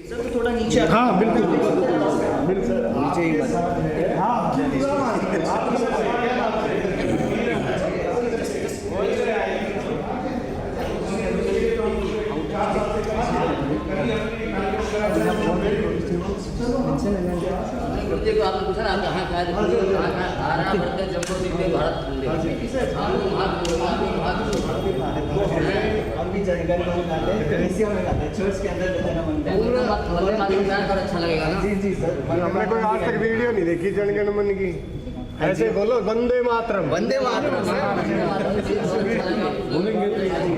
थोड़ा हमारे अगर आप बुरा ना माने तो हम भी जाते हैं इस सेरेमनी हाँ आप भी रहिए आपको भी रहना है तो आप रहिए एकदम बिल्कुल कोई बस शांति से करेंगे होगा क्योंकि हमारा इंफॉर्मेशन नहीं बिल्कुल कोई जबरदस्ती बहुत अच्छे से बनाइए बनाइए वीडियो बनाइए, कोई दिक्कत नहीं। ये क्या है, ये पानी में क्या चल रहा है? आप देखिए कि इन लोगों को पानी में डुबाया गया है। होली बात ना। हाँ जी बिल्कुल। बिफोर कन्वर्जन में देखिए ये कन्वर्जन से पहले ये वाइट कलर का टी शर्ट पहनाया जाता है। अच्छा सर, एक मिनट, आप वीडियो तो बनाइएगा, पहले उनसे पूछ लीजिए क्या क्या है धर्मांतरण है, क्योंकि आप इसको वीडियो बना के कहीं पे डालेंगे। हम डालेंगे, वीडियो में नहीं डालेंगे, वीडियो नहीं डालेंगे, करना जानते हैं। हर धर्म के अंदर विवाद। सर एक मिनट रुकिएगा आप, सर एक मिनट रुकिए कि आप कहाँ से आए पहले। This is another video that came in from Palghar, ladies and gentlemen, where the police had to intervene when activists claimed that women here were distributing Bible. Now, Palghar is also the place where sadhus were lynched. A lot of allegations were made, investigations that continued of the role of some groups that were trying to instigate tribals there. Now, Palghar is a very sensitive area, and this is the video that came in from Palghar. I'll playing that out with the full audio. ये 26वां पुस्तक मेरे हाथ में है। देखिए ना, इसमें सब यीशु का सब दिया है। आप सब प्रार्थना पढ़ो। हम ऐसा मतलब ऐसा कुछ गलत बात नहीं बोले, जो हमारे पास मिला हुई इसी पे बात कर रहे हैं। जबरदस्ती तो नहीं दिए, जरूर ले लो, जरूर मान लो। जबरदस्ती दिए, हमारे गांव में ऐसा कोई यीशु को मानने वाला नहीं है। आपने हर घर में जाके दिया है, इसको पढ़ो, इसको पढ़ो, हमारे साथ जुड़ो, आपका भला करेंगे। ये तो बोल रहे क्या, हर घर में जाके बोले ना। हर घर में नहीं तो 25 लोगों को दिया आपने, कितने? ये 26वां पुस्तक मेरे हाथ में है। माफी मैं नहीं माफी करने वाला आपको एक ही करना है। हमारे तहसीलदार जो है उनके पास हम ये सब देंगे, उसके बाद हमारे पुलिस वाले उनको आप सब डाटा अभी दे दो। आप इधर क्यों आए थे, ये क्यों कर रहे हैं, हमारे गरीब जनता को ऐसे क्यों अलग ट्रैक पे। हाँ, लेकिन इस एरिया में तो मत करो ना, अपने एरिया में करो ना। आपके रिश्तेदार हैं, उनके साथ जुड़ो ना। आप हमारे Okay, I want to go across first to the complainant. Then in the case of Delhi, before I go across to Atul, now this is Sohan Giri. Sohan Giri is from the Rashtrahit Sarvopari Sangathan. ये क्या हुआ था यहाँ पे सोहन जी, जब आप गए थे यहाँ पे? यहाँ पे जब हम गए तो हमने देखा जो प्रोसेस है उसका लास्ट, जो ये एक स्विमिंग पूल बनाया हुआ था जिसमें कि उनको वाइट टी शर्ट्स में जो लोग थे, जैसा कि हमें इंफॉर्मेशन मिली थी कि ये एक कैपिटल बाइबल चर्च है जहां से कुछ लोग वाइट टी शर्ट्स में होंगे और वो यहाँ पे धर्मांतरण उनका होने वाला है। और जब हम वहां पे एंटर करा तो वही सारा प्रोसेस चल रहा था। और ये हमें देख के बड़ा मतलब दिल्ली में मुख्यमंत्री आवास और गवर्नर हाउस से मुश्किल चंद कदमों पे इस तरह की गतिविधि होना भारत के लिए नहीं, एक तरह से बहुत निंदनीय है। और आप देखेंगे कि किस तरीके से हम जब वहां पे गए तो इस सारे प्रोसेस को हमने जब रोका तो उन्होंने बोला ये जो भी चीजें हो रही हैं ये इनकी मर्जी से हो रही है, किसी तरह का कोई दबाव नहीं है। यानी कि उनका कहना था कि ये जो प्रोसेस वो कर रहे हैं वहां पे वो सही है, क्योंकि they are ready to move to another dharma और religion, you can say religion, Christianity. Songiri ji, आपको कैसे पता है कि ये फोर्स्ड कन्वर्जन है या इलीगल कन्वर्जन है? हमने ये नहीं कहा ये फोर्स्ड है या इलीगल है, हमने ये कहा वहां पे इस तरह की चीज करी जा रही थी। जब हम वहां पे गए तो जिस तरह की हमें इंफॉर्मेशन मिली थी कि they are in white T shirt जिनका कन्वर्जन होने वाला है, और जब हम एंटर करे तो जो इनका बाप्तिज्म का जो लास्ट मूवमेंट होता है जिसमें कि ये होली बात देते हैं उसको कन्वर्ट करने के लिए, तो वो प्रोसेस चल रहा था। और जब हमारी बात जो वहां पे जिनका नाम के साथ हमारे पास फोटोग्राफ्स भी था, जिनमें पुनीत नारंगी, दिवांशु संधू जी, डॉक्टर पीटर जॉन नालाकर, इनके द्वारा इन लोगों को यहाँ लेके आया गया और इसकी भी इंफॉर्मेशन हमारे पास थी। तो उन्होंने यही बोला कि ये किसी तरीके से फोर्सफुली नहीं हो रहा, ये अपनी मर्जी से यहाँ पे अपना रिलीजन को चेंज करने, धर्म को चेंज करके रिलीजन में जाना चाह रहे हैं। ये बात उन्होंने हमें बताई। और उसके बाद फिर हमने वहां से जो ये प्रोसेस था उन्होंने बंद कर दिया और उसके बाद जो हमने 112 पे कॉल करी थी, पुलिस वाले वहां पे आए और उसके बाद जब हमने कंप्लेंट दी तो अभी तक हमारी एफआईआर भी दर्ज नहीं हुई है उस पे। ओके, तो मेरा कोलीग भी है यहाँ पे, मैं हमारे रिपोर्टर अतुल, हमारे सीनियर रिपोर्टर है। Atul, what are the police saying about it? Because there is a complaint copy, there is no FIR, right? Now, Complaint was registered with civil line police station, and while I was speaking to the SHO, initially he did not respond. But yes, I have sources at the police station. They revealed me that they are taking the legal opinion, and this particular conversion matter took place on 22nd of August, and they received the complaint. The complaint was sent to the legal branch, and they are working on it. As of now, what I'm getting from the sources is that they have not lost any FIR. But yes, there are possibilities that in coming days, when the legal department will give a clearance, they will lodge an FIR and they will summon the accused persons, who's Peter John and other officials of the church Capital Bribe, which is in civil lines area, and they will record their statement. Apart from this, they will also summon the complainant, Mr. Giri, and they will also once again call them to the police station to get their statement recorded to decide the future course of action. And once the FIR is lodged, there are possibilities that they will make arrest. But as of now, there is only a complaint, and the police is taking legal opinion on this. Go back to Somgiri. Somgiri, ये आपका जो details है, आपने ये भी बताया है कि 3-4 लोगों को आपने रेस्क्यू किया है, क्या ये सच है?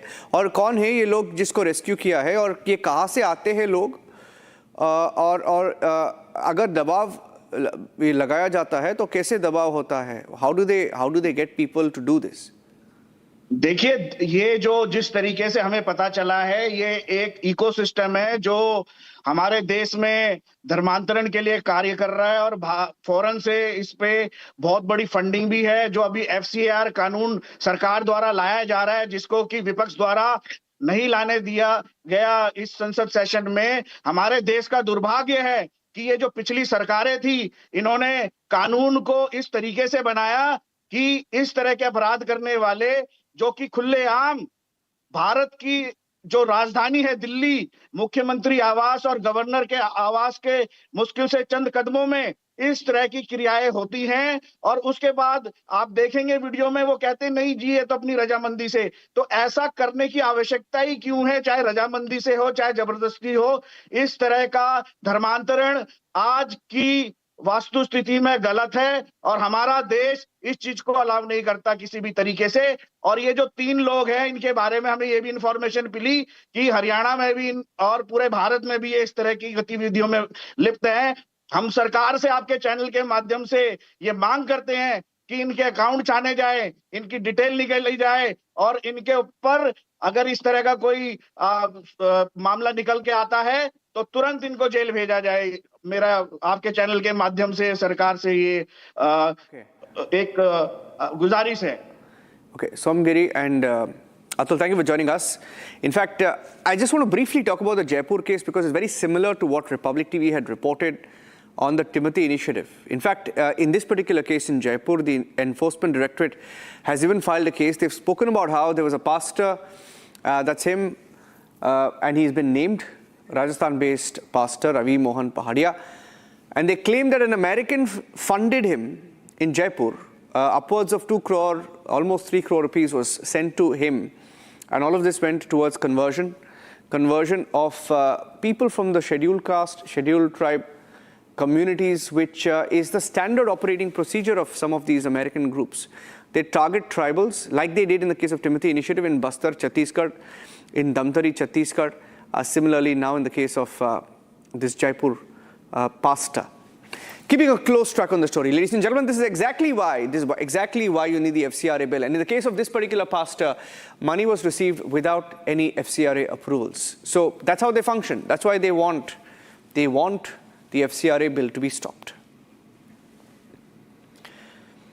On to a story now from Andhra Pradesh, an extremely distressing story. And at the heart of the story is this girl called Saujanya. Saujanya was married happily with a child, a son, and husband.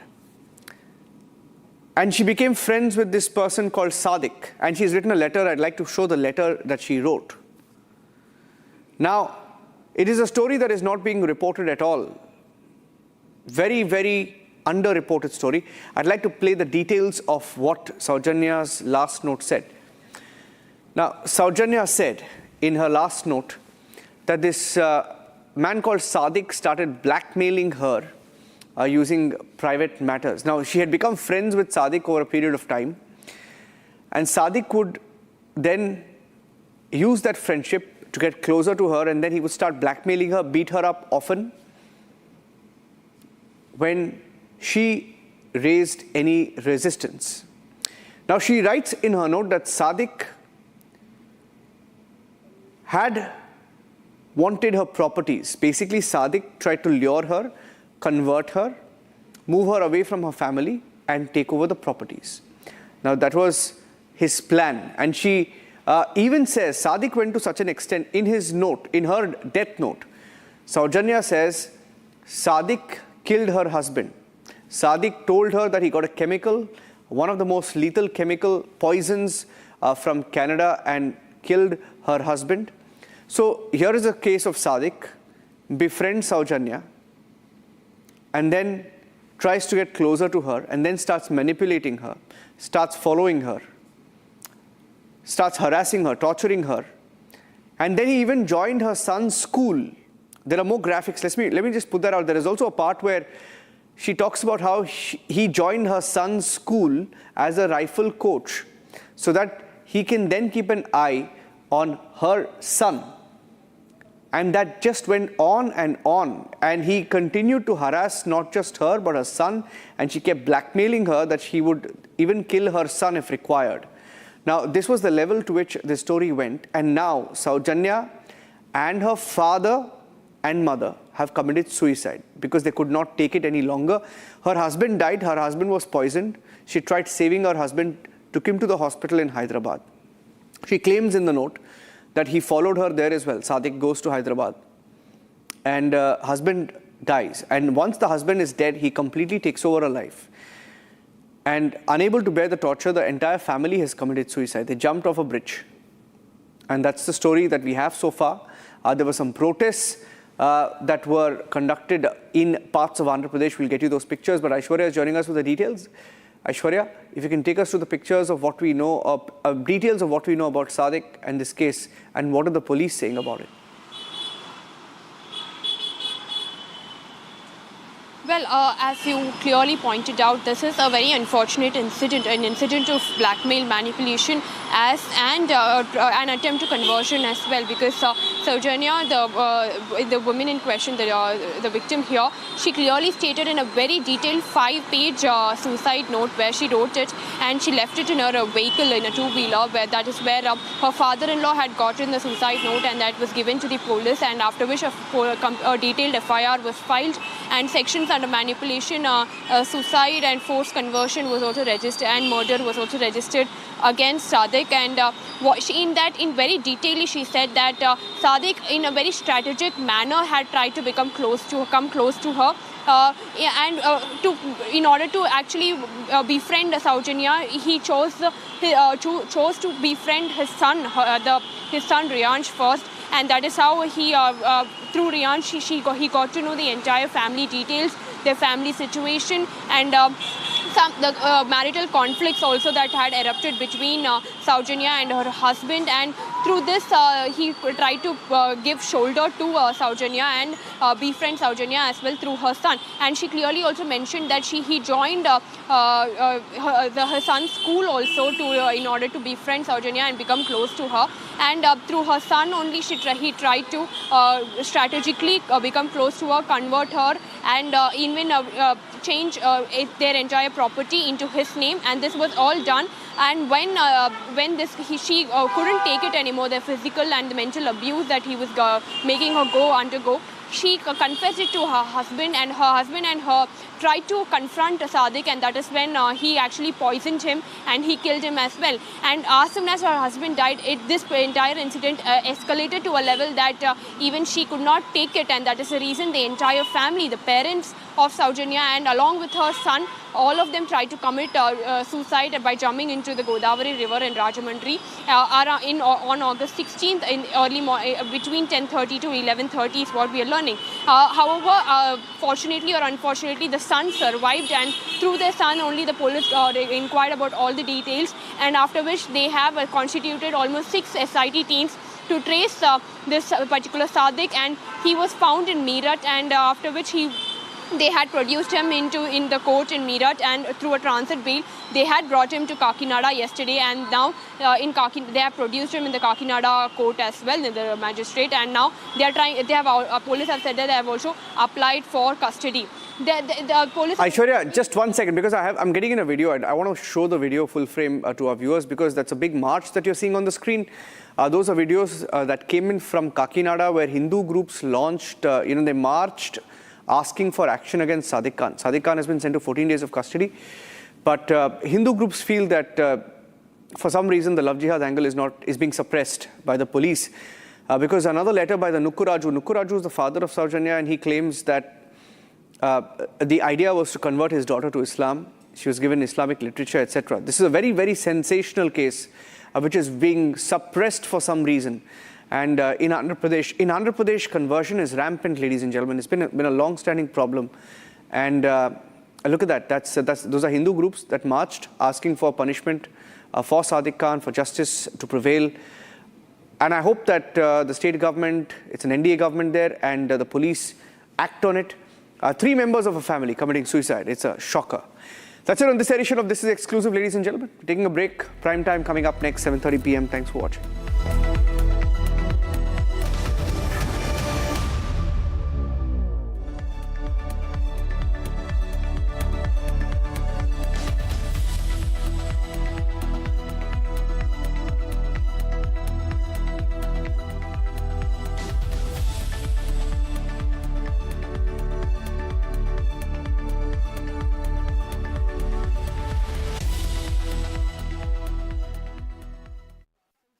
रंग रंग रंग रंग रंग रंगीन रे देखो कैसे भी हो दिन रंग बना रहे वो जो पेंट्स रंग बना रहे रंग रंग रंग रंगीन रे देखो कैसे भी हो दिन रंग बना रहे रंग रंग रंगीन रे देखो कैसे भी हो दिन रंग बना रहे रंग रंग रंगीन रे रंग बना रहे वो जो पेंट्स रंग बना रहे Co-powered by Century HTF Premium Plus, Hare boat का असली boss.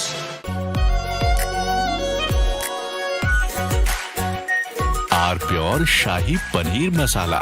Delicious, healthy, every day.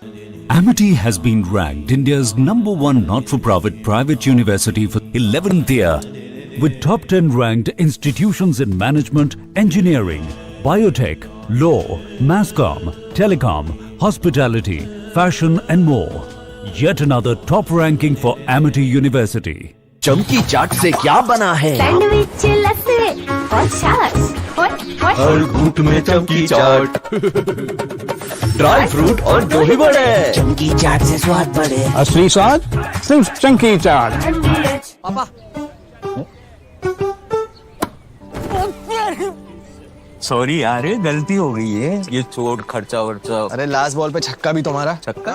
सब कैशलेस हो गया है. हाँ.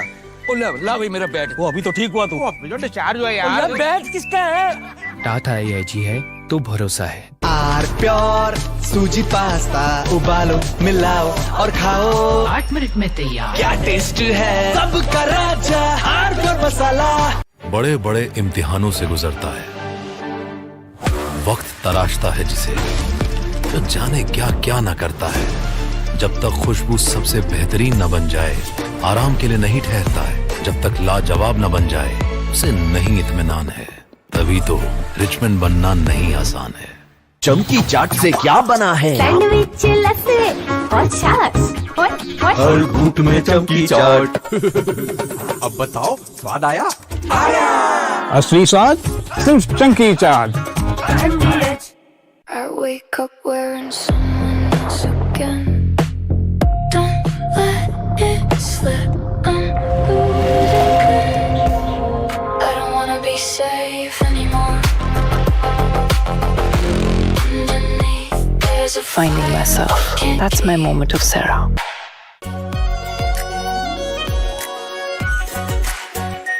Are pure shahi paneer masala, delicious, healthy everyday. Best हरा बोर्ड दिखाना। सबसे dependable century HDF premium plus. Trial लूंगा। श्योर। वाटर रेजिस्टेंट है, स्ट्रॉन्ग है, high density wood fibre structure, advance German adhesive bonding, solid defence. Trial में पास। सेंचुरी के 40 सालों का भरोसा, हरे बोर्ड का असली boss. Century HDF premium plus.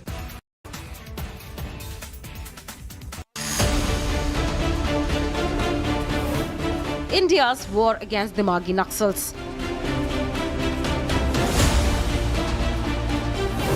Suvendu versus Tukde Tukde gang.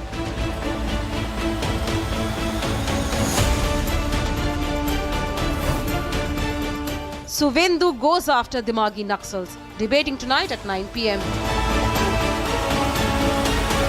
Presented by Amity University, ranked amongst the top 3% universities globally. Berger Paints, Rang Bana Rahe. Powered by RP Sanjeev Goenka Group, growing legacies since 1820.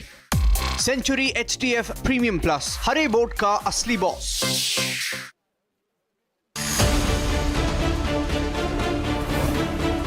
Bigger crackdown on FCRA loading. Another dollars for conversion racket.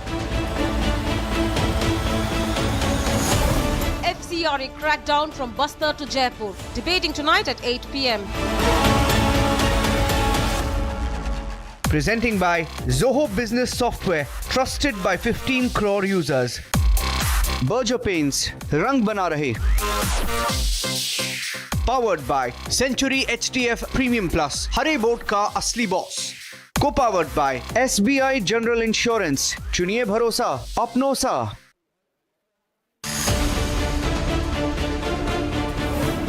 In Telangana, sitting MP's son gets away. In Karnataka, MLA's daughter gets away. Laws different for India's politicians. Debating tonight at 8:30 p.m.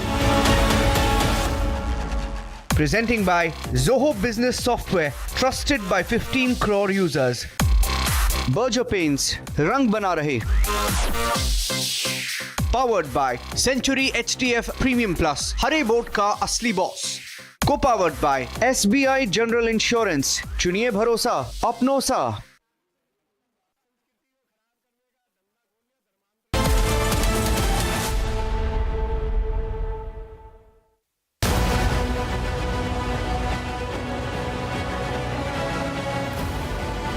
Supreme Court rejects rapist Arun Tejpal's plea seeking exemption from surrender. Directs Tejpal to surrender within 2 weeks.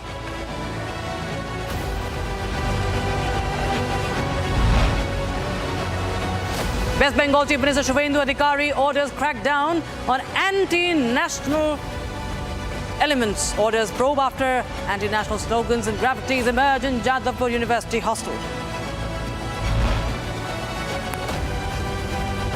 A big win for Republic. Bengal Chief Minister Suvendu Adhikari orders all fake cases against Republic Bangla to be withdrawn.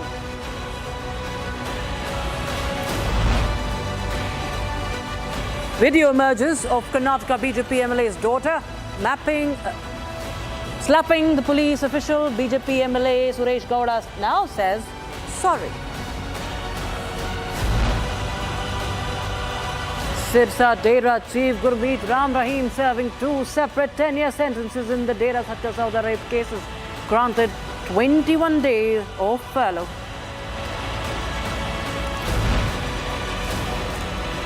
ED flags funds without FCRA registration. 2.88 crore rupees foreign funds under ED scanner.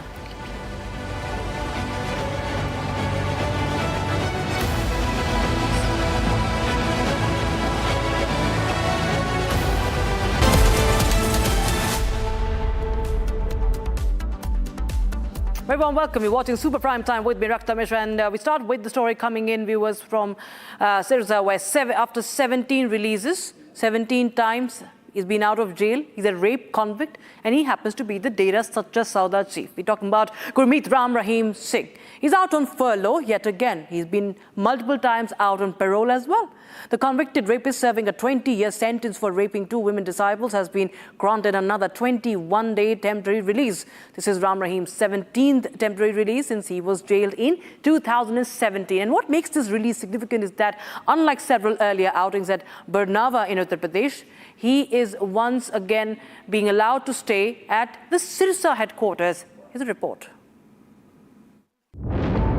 Rape convict Gurmeet Ram Rahim is once again walking out of the prison, this time on a 21-day furlough.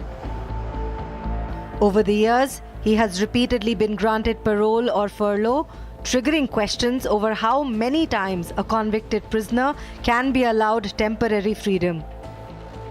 देखिए, payroll और फरलो का जो सवाल हर बार आता है, मेरे सामने आता है, तो मैं ये कहूँगा कि ये सवाल मेरी बजाय बेहतर होगा कि ये सरकारी तंत्र से, सरकारी सिस्टम से किया जाए। मीडिया पूछे जा करके, सूबे के मुखिया से पूछे, उस सरकारी सिस्टम से पूछे जिसके मुंह पर हर बार तमाचा मारा जाता है गुरमीत राम रहीम द्वारा, जो एक आदतन अपराधी मैं कहूँगा, जिसने जो रेप के मामलों में, जिसके खिलाफ मर्डर के जो मामले अभी सुप्रीम कोर्ट में विचाराधीन हैं, और जो साधुओं को नपुंसक बनाए जाने का मामला सीबीआई की अदालत में विचाराधीन है, अगर ऐसा व्यक्ति भी जो है वो बार बार पैरोल और फरलो का हकदार है, जो कि हैबिचुअल ऑफेंडर है, जिसने कई ऑफेंस किए हैं, तो ये कहीं ना कहीं हमारे सिस्टम के लिए बड़ा मजाक है और शर्म की बात है। In his previous outings, Ram Rahim was sent to Dera Barnawa Ashram in Bagpat, Uttar Pradesh. Ram Rahim was convicted by a special CBI court in 2017 for raping 2 women disciples at the Dera Satcha Sauda headquarters in Sirsa. However, in the latest video, he has increasingly been allowed to stay at the Sirsa headquarters, making this his 3rd consecutive visit over there. These releases have often drawn political and public scrutiny, particularly because of his large following in Haryana and Punjab and their proximity to elections. The latest furlough has once again put the spotlight on the parole for high-profile prisoners. Ram Rahim is also serving a life sentence in murder case of former Dera manager Ranjit Singh. He was additionally convicted in the murder of journalist Ram Chandra Chhatrapati. Supreme Court has rejected Tarun Tejpal's plea seeking exemption from surrender in the 2013 rape case. Now, Tejpal was acquitted by the trial court earlier, but the Bombay High Court overturned that verdict and sentenced him to 10 years in prison. In fact, there is also a push for more stringent punishment for him. The Supreme Court, meanwhile, has given him 2 weeks to surrender, with his appeal set to be listed on the 22nd of September. The Supreme Court has rejected Tarun Tejpal's plea seeking exemption from surrender. The former Tehelka editor has been directed to surrender within 2 weeks.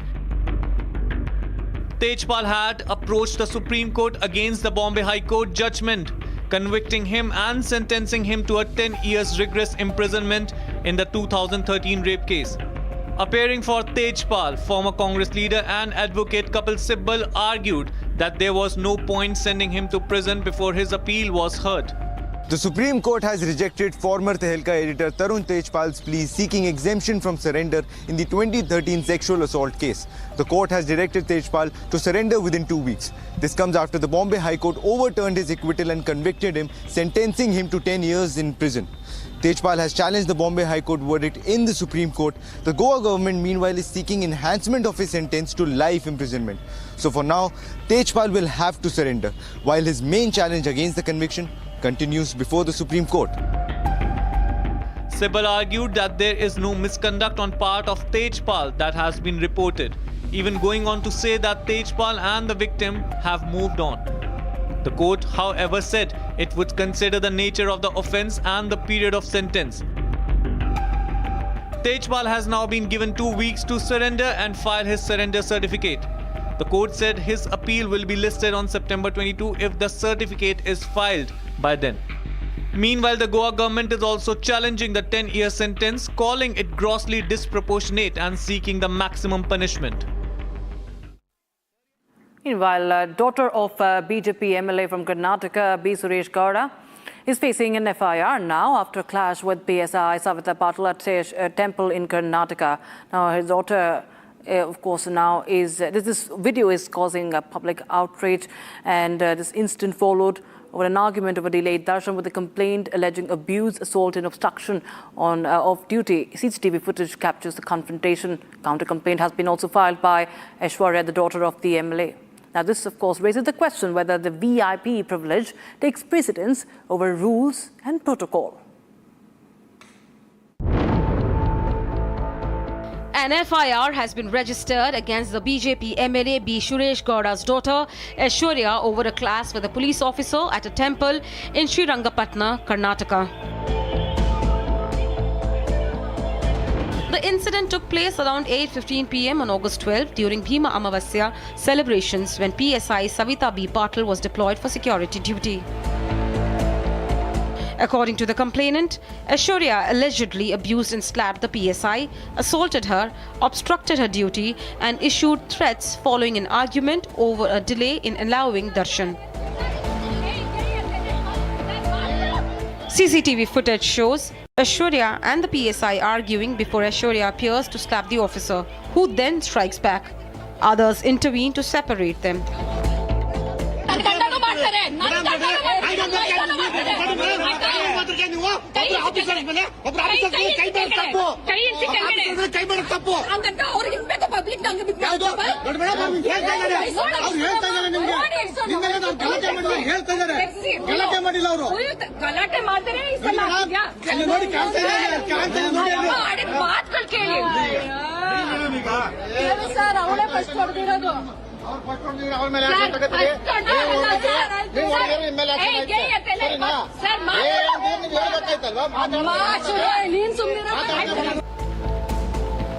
The police have also received a counter complaint from Aishwarya alleging that the PSI abused her during the altercation.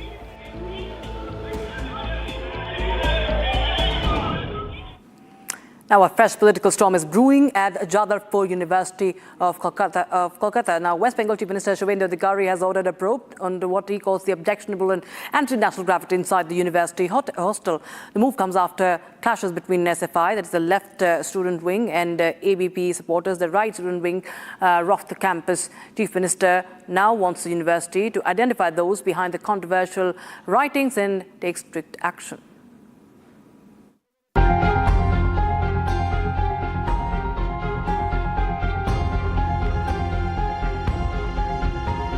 Controversial graffiti has triggered a political storm in West Bengal's Jadavpur University. Slogans including Free Palestine, Freedom for Palestine, Break Fascism with Red and Long Live the CPIM inside the Arts Division Boys' Hostel have come under the scanner.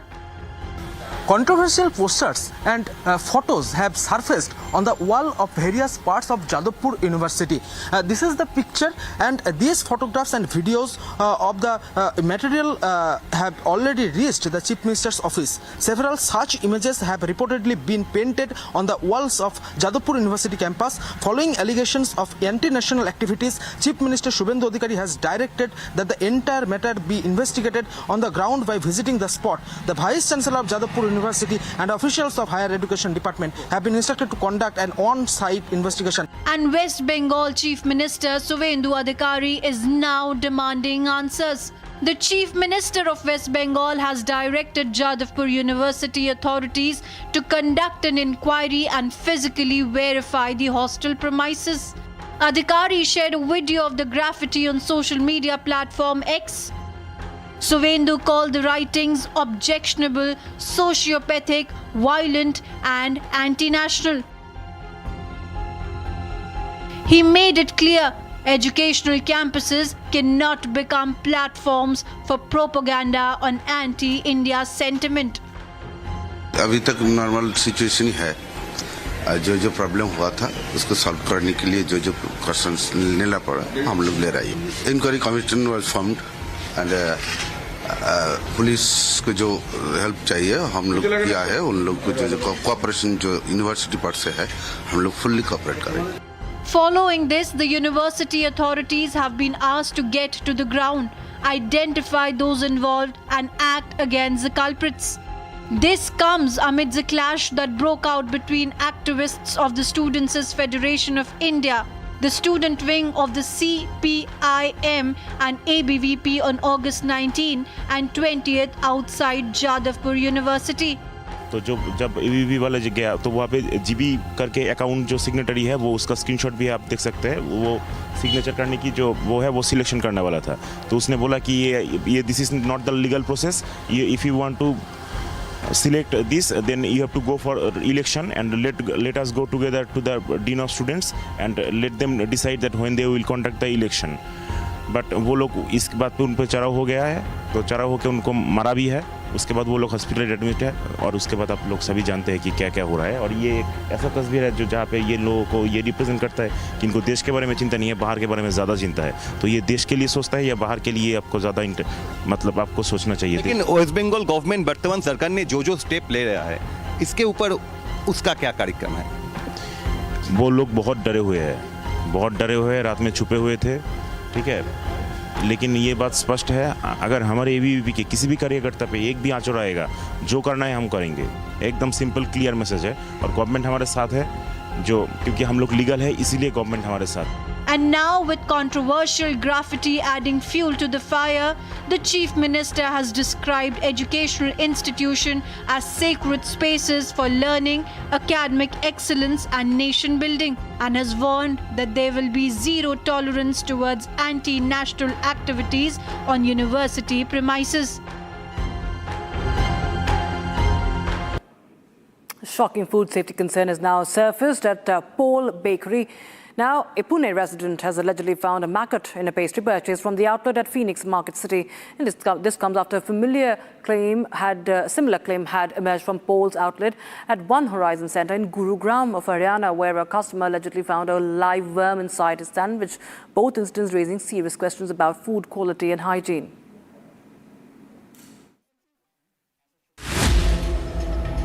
You order a dessert and get a live worm free with it. As disgusting as it sounds, this has become a new norm at Paul's Bakery. As Pune resident has alleged that a maggot was found in a food item purchased from Paul Bakery at Phoenix Market City.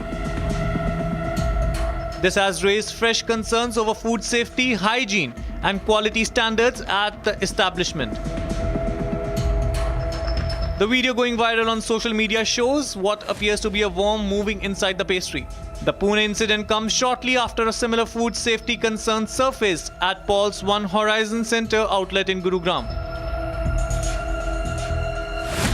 Customer Sulabh Mathur said he had visited the outlet with friends for breakfast on August 21 and that the group ordered around 7 dishes. According to Mathur, after eating nearly half of his sandwich, he noticed a live worm moving inside the bread. As the matter gained traction, the management of Paul reached out to the customer via calls and messages to apologize. However, Sulabh Mathur alleged that the company was attempting to brush aside this serious instance of negligence with a mere canned generic response. From Pune to Gurugram, questions are now being raised over what is really being served behind the counters of Paul. The question now is who will answer for what customers are being served.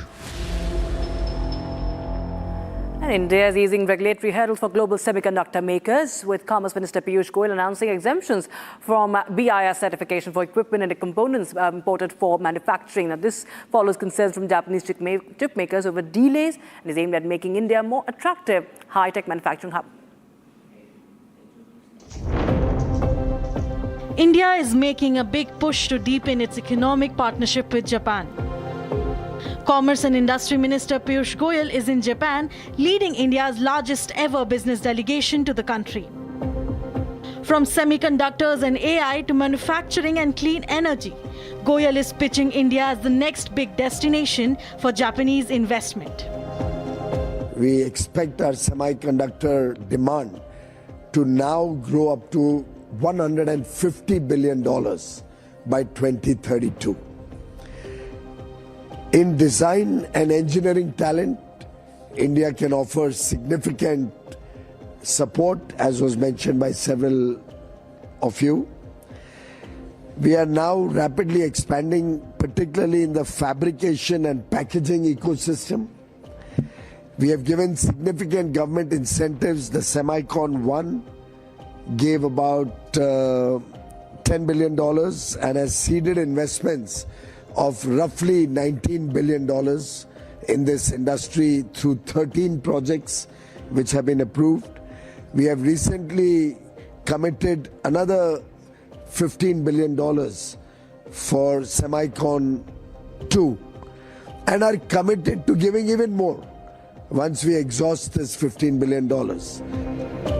One of the biggest announcements came during Goyal's meeting with Japanese semiconductor and AI companies. A major hurdle raised by industry, BIS certification for specialized equipment, and now India is preparing to ease that hurdle. Undoubtedly, India and Japan are very natural allies in building a trusted and resilient global semiconductor industry. We are a partnership cemented by the 2023 Memorandum of Cooperation on the semiconductor supply chain. And I'm glad that it has moved very decisively from the diplomatic table to the actual action on the ground.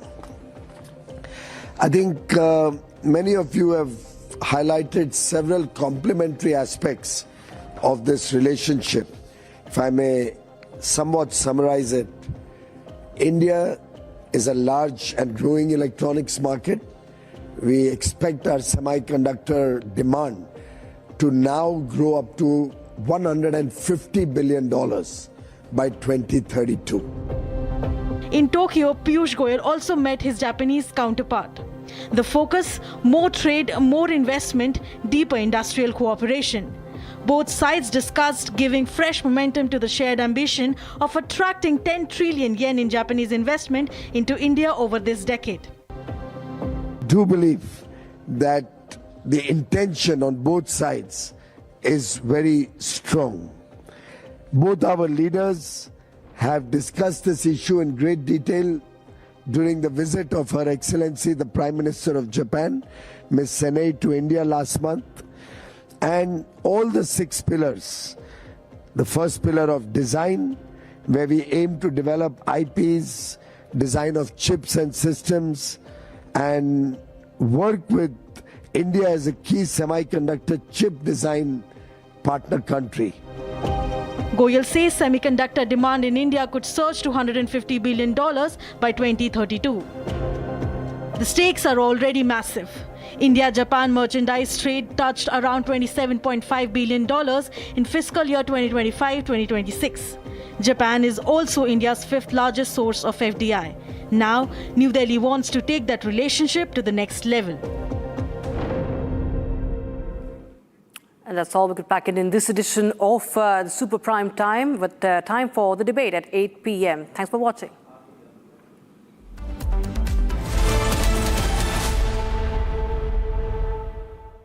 Co-powered by Century HTF Premium Plus, Hare board का असली boss. चमकी चाट से क्या बना है? आलू चाट या fruit चाट, स्वाद बनाए चमकी चाट। क्या बात है? स्वादिष्ट पकोड़े और परेशान, अरे चंकी चाट है इसकी जान। असली स्वाद सिर्फ चंकी चाट। पापा सॉरी यार, गलती हो गई है। ये चोट खर्चा वर्चा। अरे लास्ट बॉल पे छक्का भी तुम्हारा। छक्का? सब कैशलेस हो गया है। हाँ। ला भाई मेरा बैट। वो अभी तो ठीक हुआ तू।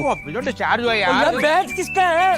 टाटा AIG है तो भरोसा है। आर प्योर सूजी पास्ता उबालो मिलाओ और खाओ 8 मिनट में तैयार। क्या टेस्ट है सबका राजा आर प्योर मसाला। बड़े बड़े इम्तिहानों से गुजरता है, वक्त तराशता है जिसे, तो जाने क्या क्या न करता है। जब तक खुशबू सबसे बेहतरीन न बन जाए, आराम के लिए नहीं ठहरता है। जब तक लाजवाब न बन जाए, उसे नहीं इत्मीनान है। तभी तो रिचमंड बनना नहीं आसान है।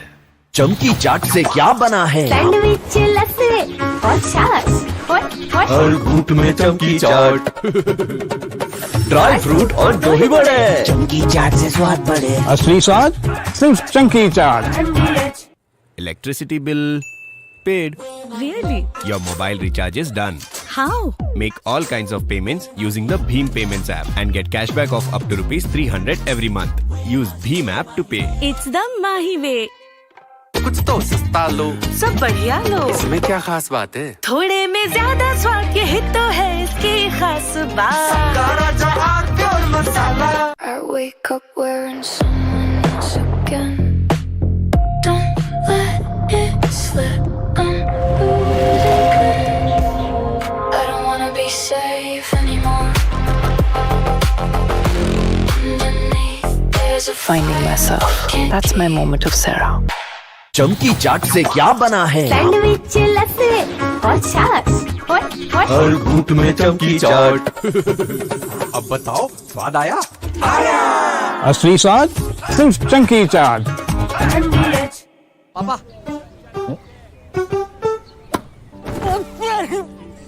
सॉरी यार गलती हो गई है। ये चोट खर्चा वर्चा। अरे लास्ट बॉल पे छक्का भी तुम्हारा। छक्का? सब कैशलेस हो गया है। हाँ ला भाई मेरा बैट। वो अभी तो ठीक हुआ तू। डिस्चार्ज हुआ यार। बैट किसका है? टाटा AIG है तो भरोसा है। R pure shahi paneer masala, delicious, healthy everyday. केसरिया से मन जोगी हुआ रे, दिल झूमे देखो मतवारा हुआ रे। केसरिया से मन जोगी हुआ। हर पल मनाओ केसरी त्योहार। विमल बोलो जुबान Kesari. Iran's economy is staring at a fresh shock. The Iranian rial has crashed to a new record low, hitting 2.02 million rial to $1 in market trading. And the timing is significant. Washington is preparing to unveil another round of sanctions, promising to tighten the economic screws on Tehran even further. Donald Trump has already declared on social media, Iran is completely collapsing. But here is the big question, is Iran really collapsing, or is Tehran using the Strait of Hormuz to run its economic weakness into global pressure point? For ordinary Iranians, the currency crash is not just number flashing on a trading screen, it is hitting the kitchen table.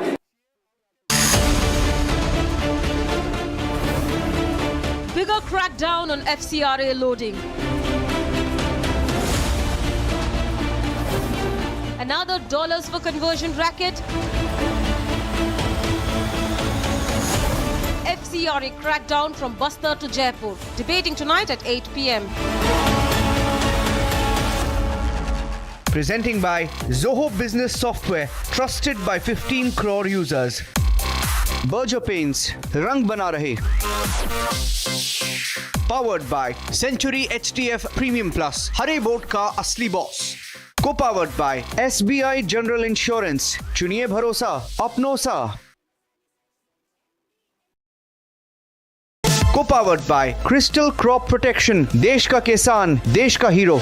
चमकी चाट से क्या बना है? आलू चाट या fruit चाट। स्वाद बढ़ाए चमकी चाट। क्या बात है? स्वादिष्ट पकोड़े और परेशान, अरे चंकी चाट है इसकी जान। असली स्वाद सिर्फ chunky chaat. Amity has been ranked India's #1 not-for-profit private university for 11th year, with top 10 ranked institutions in management, engineering, biotech, law, masscom, telecom, hospitality, fashion and more. Yet another top ranking for Amity University.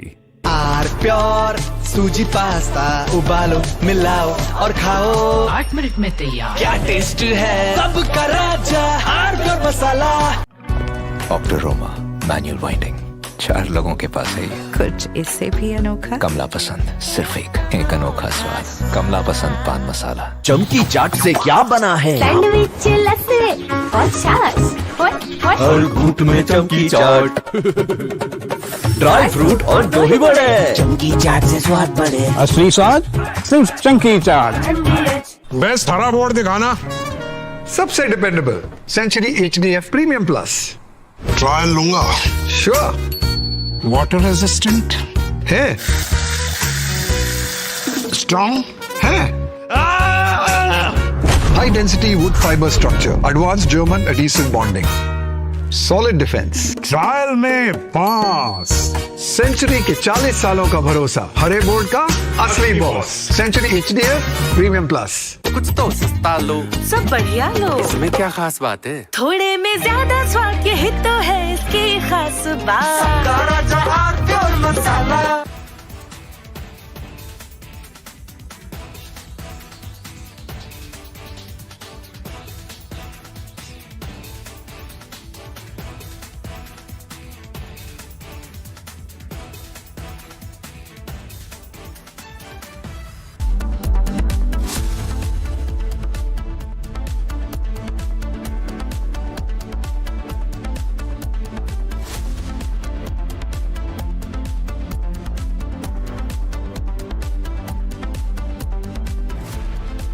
Co-powered by Crystal Crop Protection, देश का किसान, देश का hero.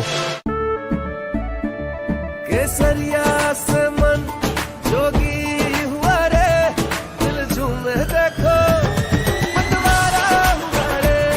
केसरिया से मन जोगी हुआ। हर पल मनाओ केसरी त्योहार। विमल, बोलो जुबान केसरी।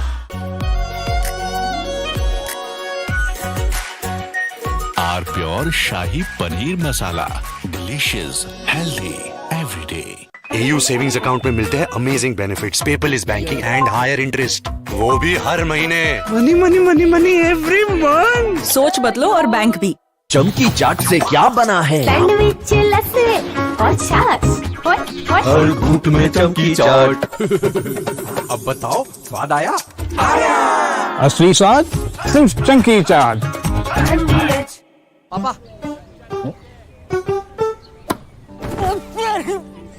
सॉरी यार, गलती हो गई है। ये चोट खर्चा वर्चा। अरे लास्ट बॉल पे छक्का भी तुम्हारा। छक्का?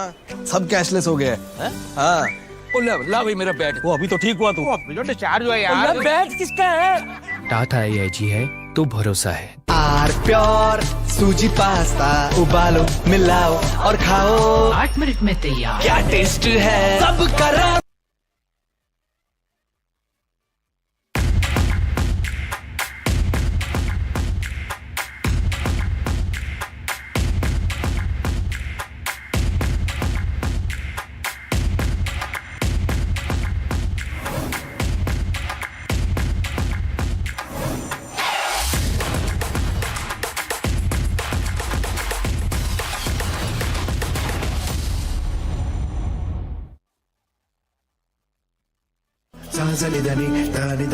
The Joy of Music series of chats are conversations that I want to have with you about different aspects of music that lead up to how music is a source of joy for all of us.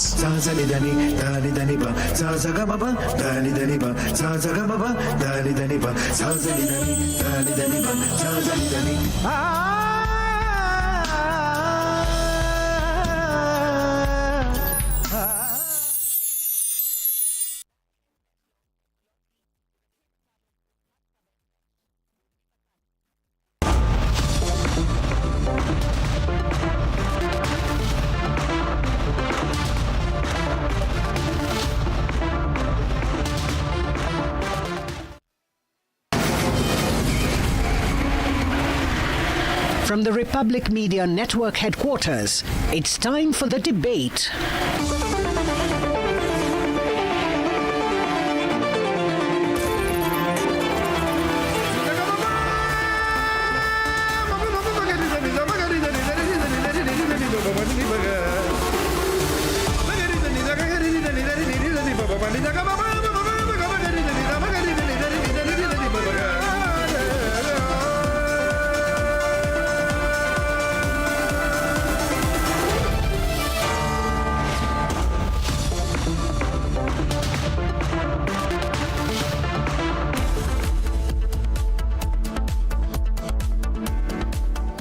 Thank you for joining us here on the debate, ladies and gentlemen. Abhishek and I are once again filling in for Arnab Goswami, who's on the show tomorrow evening. Tomorrow evening, he's back. and we are joining you with 4 big debates tonight. Let's get started. First up at 8 p.m, the conversion racket. Another conversion racket busted in Jaipur, and the Enforcement Directorate believes that the American money came in violating FCRA norms again, like in the case of Timothy Initiative. Exactly why we need FCRA bill. At 8:30 p.m, we have another case from Karnataka today, where BJP MLA's daughter is seen slapping a cop, gets away, like in the case of the Hyderabad Aston Martin story, where an MP's son ran over someone and got away. Now, it tells you a story of how rules may be different for India's politicians, mighty, rich, powerful politicians.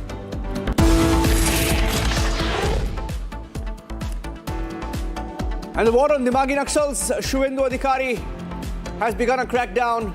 After JNU, there is a crackdown on Dimagi Naxals after graffiti, anti-national graffiti that is spotted in Jadavpur University.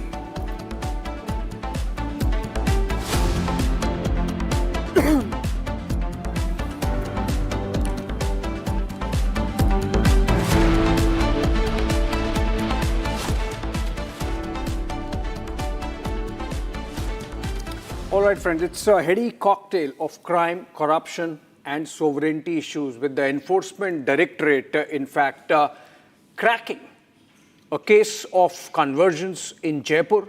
Parallelly, we had a conversion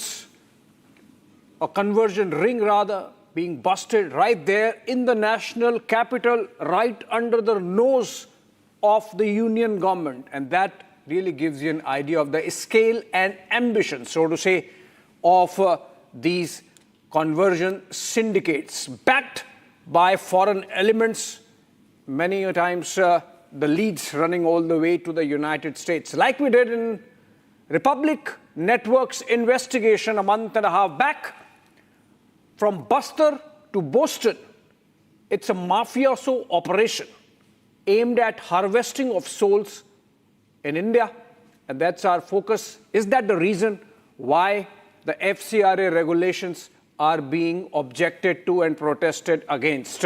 Let's look at the facts of what has happened in the last 24 hours in Delhi, Jaipur and other places, and then we come back for a conversation. ये पानी में क्या चल रहा है? आप देखिए कि इन लोगों को पानी में डुबाया गया है. In Delhi, a church is raided in the middle of an alleged religious conversion bid. संस्कृति को खराब करने का धंधा खोल लिया धर्मांतरण का यहाँ पे. Visuals Republic accessed matches these allegations. विदेशी चंदे के पैसे से जीने वाले लोगों ने ये एक संस्था बना रखी है खाने. The pastor fled the church through the back door, while locals reportedly stopped the conversion of 4 out of 7 people. ये जो है संस्कृति को खराब करने वाली बातें हैं और कुछ नहीं है. छोटा लालच संस्कृति को खराब करने का धंधा खोल लिया धर्मांतरण का यहाँ पे. इसके अलावा कुछ नहीं है. यहाँ पे एक बना दिया विदेशी प्रोपेगेंडा से जीने वाले लोगों ने, विदेशी चंदे के पैसे से जीने वाले लोगों ने ये एक संस्था बना रखी है खाने कमाने की. इसके अलावा कुछ नहीं है. हम अपनी बहनों को यहाँ पे बचाने आए, धर्मांतरण से भाइयों को बचाने आए. An even more sinister incident emerged from an Adivasi area in Palghar. A group of 22 women caught red-handed during a proselytization drive distributing copies of the Bible. Take a look at this sequence. गांव में ऐसा कोई यीशु को मानने वाला नहीं है. आपने हर घर में जाके दिया है. इसको पढ़ो, हमारे साथ जुड़ो, आपका भला करेंगे. A repeat of the Timothy Initiative in Jaipur. The man in the photo is Pastor Ravi Mohan. He is now under ED scanner for receiving funds that bypassed FCRA. Over 2 crore rupees pumped in from the US-based donor Thomas Eugene Lynch, founder and president of the South Carolina non-profit Give Back to Humanity Inc. Republic, in fact, accessed the paper trail. American dollars sent to India without FCRA registration and used for other than declared purpose. The foreign funding trail to directly target Dalit and tribal communities. What we are seeing is a disturbing trail of how American money is being pumped into the country and used for conversion rackets. In fact, in Delhi, we are seeing a church being raided for carrying out conversion rackets. In Jaipur, another man who has been receiving donations in crores and used for proselytization in the area. Now, this in fact raises the alarm over concerns of how the vulnerable communities are being targeted for such conversion rackets. विदेशी चंदे के पैसे से जीने वाले लोगों ने ये एक संस्था बना रखी है.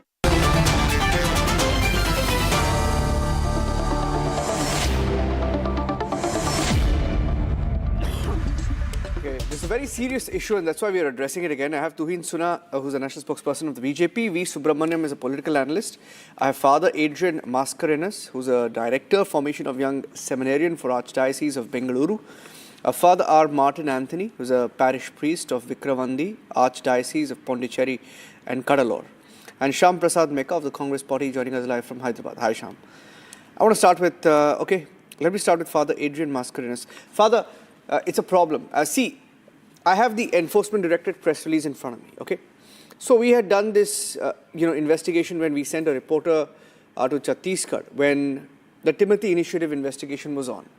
Now, in the case of Timothy Initiative, I'm just recapping the story for our viewers because we found that at an airport in Bengaluru, and you know the Bengaluru airport, it's a big airport, they got 2 terminals, and there one man by the name of Mika Mark was held with about 100 ATM cards, debit cards from an American bank called the Truist Bank, almost 10 million, I think, upwards of that. He was trying to take all of those cards and go to different parts of the country. And the transactions led to Bastar, Chhattisgarh, Dhamtari, Chhattisgarh, right?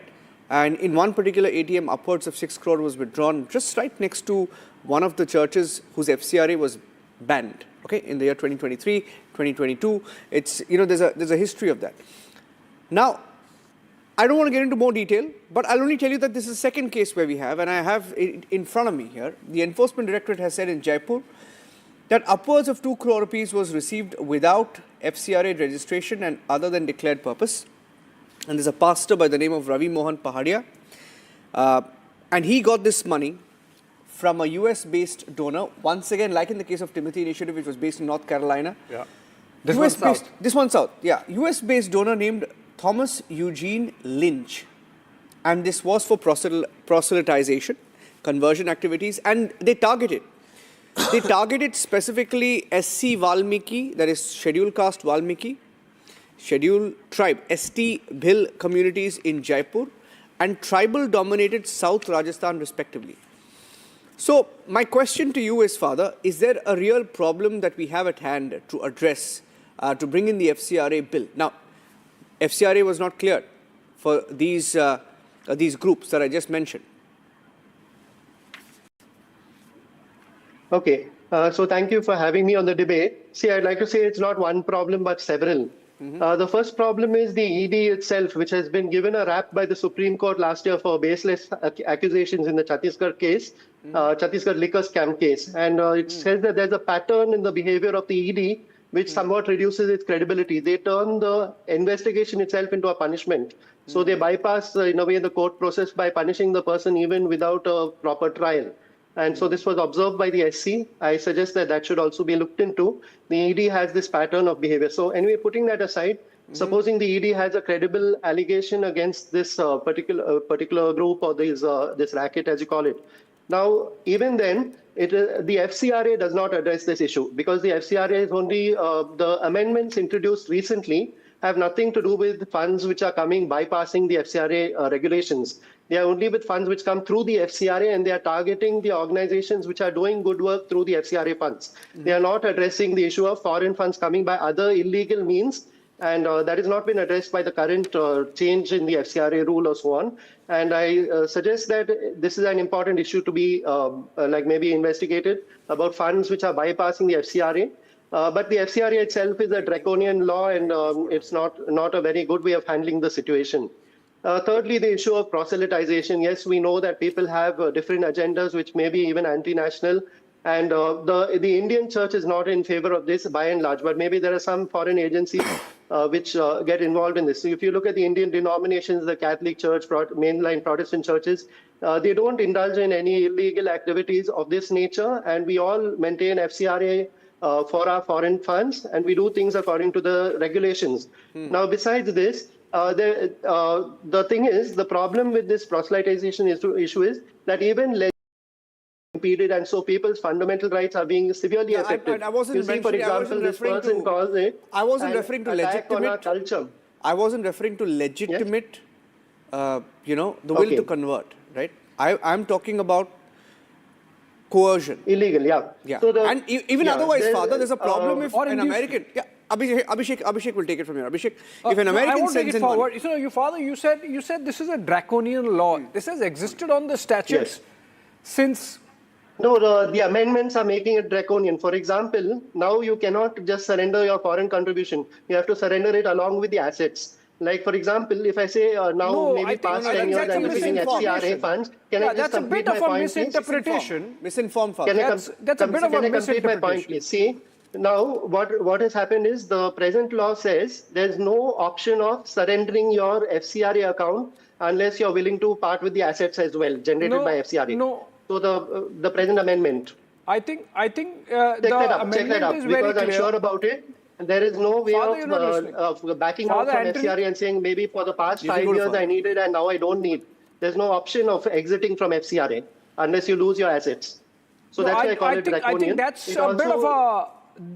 a bit of a bogey, Father. I don't know if you have been given to understand. I'm sure of it. I'm 100% sure. I checked it up, and you can also maybe have a lawyer on your panel who can also comment on it. Just like Waqf, there is going to be an authority, and there is a process of appeals available. So it's not that it's a cul-de-sac kind of situation for you. If you are terminating your FCRA voluntarily, I say I don't want to receive FCRA funds anymore. I want to manage with local funds. That option is not available. You have to surrender the institution itself. No. I think there's a little bit of a misinformation there. I just want to make one point. I'm 100% correct in that. Ask a lawyer to comment. I'll just, sir, this is put out by the government. I'll just read it out, only for the benefit of our viewers. Now, the myth is that the law will lead to seizure of assets, which Father just mentioned, will lead to seizure of assets of NGOs, including religious charities, places of worship, hospitals, schools, and charitable organizations that rely on foreign donations. But the truth is, when a registration is cancelled or surrendered, foreign contributions and assets created from them already vest in a state government authority. This has been in force as a rule since 2010 when Congress Party and UPA was in power. It is not new. So, Father, you may be misinformed. You may want to check that again. That's what. Secondly, what the 2026 bill adds is, Abhishek, a designated authority to safeguard those assets and a way back. So, in case you want to and a provision for appeal, Father. But that's A. B. B. The question is, why should it be just a church issue? The clause, the subsection, the law, the rules, they apply to all NGOs, all entities, all organizations using the FCRA route. The church gets only about 17% of the total foreign funding that comes through the FCRA channel. So it's not targeted at the church. Why is church so restless on this particular issue? Is it because as the ED targeting human rights? Okay, let me take this to Father Anthony. Let me take this to Father Anthony. Let me take this to Father Anthony. Father Anthony, one specific example. As they say, example is better than precept. In this particular instance of Jaipur, which the ED has, brought out, about 2.34 crore worth of money channelized, most of it to bankroll the lifestyle of this particular pastor. Pahadia. Now the question is, would you even, Father Anthony, would you justify this kind of diversion of funds for lifestyle uses, for foreign travel, for having a house, for having a car, to anyone? I mean, it sounds like a pure scam. The people who are sending this money for charity are getting scammed. Now I am not in a situation to defend an individual because we do not know what happened really to that person. But as far as according to the Catholic Church, our church is not a particular church. We are all universal church. We are all one or other way. We are interconnected with one another. First of all, we are not functioning as an individual. We are functioning within the church. We should understand how the church is functioning. It is not I who have founded the church. It was founded by somebody and who were before me. And those who were before me, they have created assets. We do not the source. They have received the source from inside the country and outside the country, because our church is not simply confined in a one particular situation. It is universal. We are all interconnected. And as we are receiving funds from abroad, we are also contributing something to the church which is in need in many countries, especially in Africa and all. We are sending money for the people who are really suffering spiritually and socially. Our main motive is to bring transformation inside the country. What do you think? We are all forcing the people to get conversion from Hinduism to Christianity. It is not so. See, our gospel teaches us to be in solidarity with other people. That's why we are trying to do some social work within our situation where our country makes us to exercise. So you should be very clear that whatever is done according to the law should be respected. If somebody violates the rules of the country, surely the country has every liberty to take action against the people who are violating the present rules of our country. And the person you mentioned, he has not violated the FCRA rule. He has received money individually and we do not know the source. And my dear friends, kindly look into a point that nobody is giving money freely. When the people who are giving money, when they are convinced the situation and the work of the person who is carrying out, then the money, that person is giving money. And all the money which is given by somebody will be monitored the person who has donated the money. We are not the person who should see how the money is used. The government has every right to look into a particular situation, and the money, if it is mishandled, the government has the right to take action. That's what our fantastic point. stand. Father, you made a point. Christians alone that they are making conversion here and there. We are not here to make conversions. Correct. No, you make a fantastic point. Social responsibility as a citizen of the country. See, we are all, everyone who is in Christianity also has born and brought up from India. Can I interrupt you for a second there, Father, with your permission? With your permission, I just want to make a point. Portrays that we are all anti-Indian. No, nobody has said that, Father.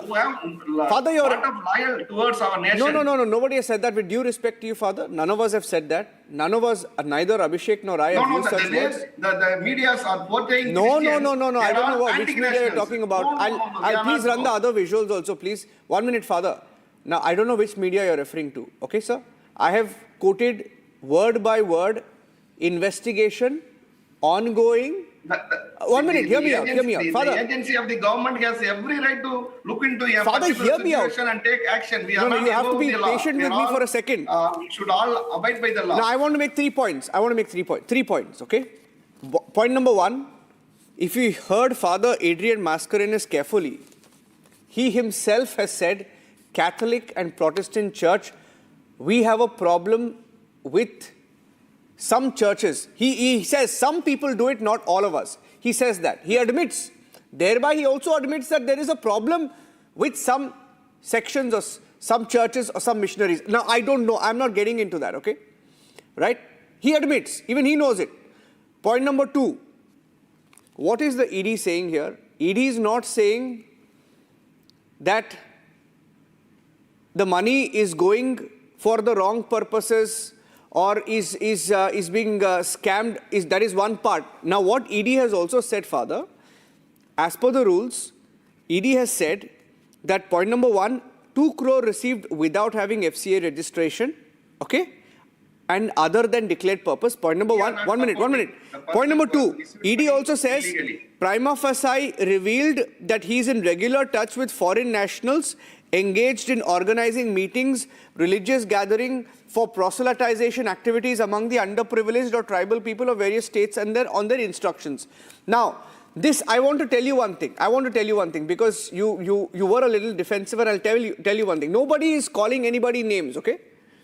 But during our investigation, we found out when our reporter went to Dhamtari and Bastar, she went to some of these churches. There was a church called Mennonite Church, and when she entered the church, they tried to force her to change her religion within minutes. And we played that out as part of the FCRA files investigation. I mean, it's all on tape. You can see the tape is uploaded on YouTube also, okay? They even tried to get her a match. They asked her if she's married, and they tried to get her a match within minutes, and she's just wondering what is going on. Now, all of this is on camera, okay? There are some people who do it. We're not saying everybody does it. Now, point number 3, you said the money is not just coming for anything, it's going somewhere, okay? Imagine a situation where today you are joining me from Puducherry or Tamil Nadu. Father Adrian Mascarenhas is joining us from Karnataka, right? And I'm coming to Subramaniam. You have a situation where, take Tamil Nadu or Karnataka, okay? Tamil Nadu run by TVK and Congress, Karnataka run by Congress. Free ration, free food, free bus ride. You get homes free anyway from the center, right? You get 2,000 rupees in your bank account. Yeah, and you get free gold coin. You get everything free. Then what exactly is the social service he's talking about? Why do we need I mean, every citizen is eligible for this. What are the social service do you need? When government is there to take care of the people's need, why do we need the organization to take care, right? No. Let him. That person, individual person. Yeah, Father. Subramaniam, three of them haven't spoken. Father, I'm coming back to you. The 3 of them haven't spoken, I'm coming back to you. At the same time, those who are faithfully following can you complete your... should not be deprived of their rights. Subramaniam, make your point, and then I'll go back. The fundamental duty of the government is to provide education, health, and the defense. That is what each and every government has to provide. My point is, when these organizations are claiming that they want to provide the education and health to the people, why can't they give the money directly to the state government or central government, where they are having the biggest machinery, administrative power? They can do it. Why they want to take this in their hands and do it under the churches or mosques or whatever religious institutions, right? So that is what the previous government or the previous law says, 50% of the money will be capped as administrative expenses. Where on earth we will give, when the person is giving for charity, they will allow you to spend for 50% of that money as administrative expenses. So that is why people are living a lavish life. So this government is saying 20% is only for the administration. Even I am not happy about 20%. It should be minimum 2 to 3%. That means people are finding a way to live their luxurious life. Father was saying that no, he wants to get the money and send it to Africa. Why you want to get the money from there and here and send it to Africa? Why can't your parental organization send the money to the Africa? So here what they're saying is, a lot of people are going from here to US and all, right? When you go and sit in the US consulate assembly for visa, you are standing in a queue of 12 hours, 18 hours. You are able to target, you are able to bear all those disturbances for standing in the queue or for getting the visa. Why can't you follow the simple procedures in the FCRA, where the money has come, where you spent it? Why can't you give the accounts? He's saying we have got it last 50, 60 years. But the fundamental law of the accounting is you have to give the accounts to the government or accounts to the authorities, saying where the money has come, where you have spent it. Unspent money has to be given back or kept in the bank account. You cannot just like that surrender the license and take away the assets and run. No. Then you are defeating the purpose of the original intent of the donor. Donor has given you the money to provide education or provide health. Suddenly you say that you want to surrender the FCRA license and take away the assets. Then you are defeating... No, I think we're going very technical, sir.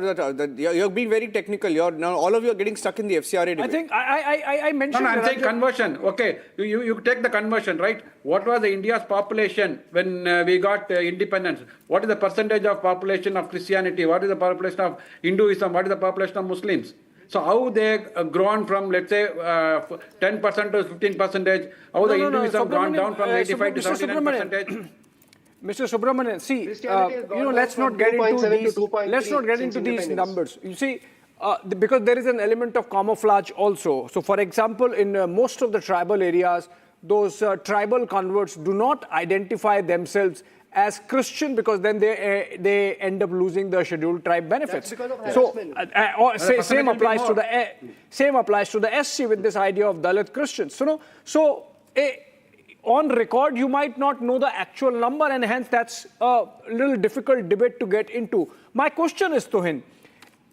Both the Christian leaders on the panel today are sounding reasonable or trying to sound reasonable. They are saying that our only concern is that the assets that are already built are to be taken away. Now, is it very difficult to him, since your party is in power, to communicate to the clergy? And the fact is that the Christian donations or the donations to church are just about 15 or 17% of the entire FCRA universe, because it gives an impression as if the Christians or the church is being targeted, which is not the case. There are sovereignty issues involved. There are national security concerns. Why can't your government and the Home Minister has met the Christian leaders twice? Why can't it be clearly communicated down to the level where in every archdiocese, in every parish, people know that this is not targeted against them? Is there a communication failure at your end, Tohin? Well, good evening, Abhishek. Good evening, Niranjan. I'm waiting for one opposition leader or one missionary, Jesuit, to come and say why is the present amendment in FCRA not as stringent as the FARA Act of America. I think that should be the stand. See, very clearly, coercive religious proselytization impinges upon the demography. Demography distortion directly impinges upon national security. It's a threat which we are all aware of.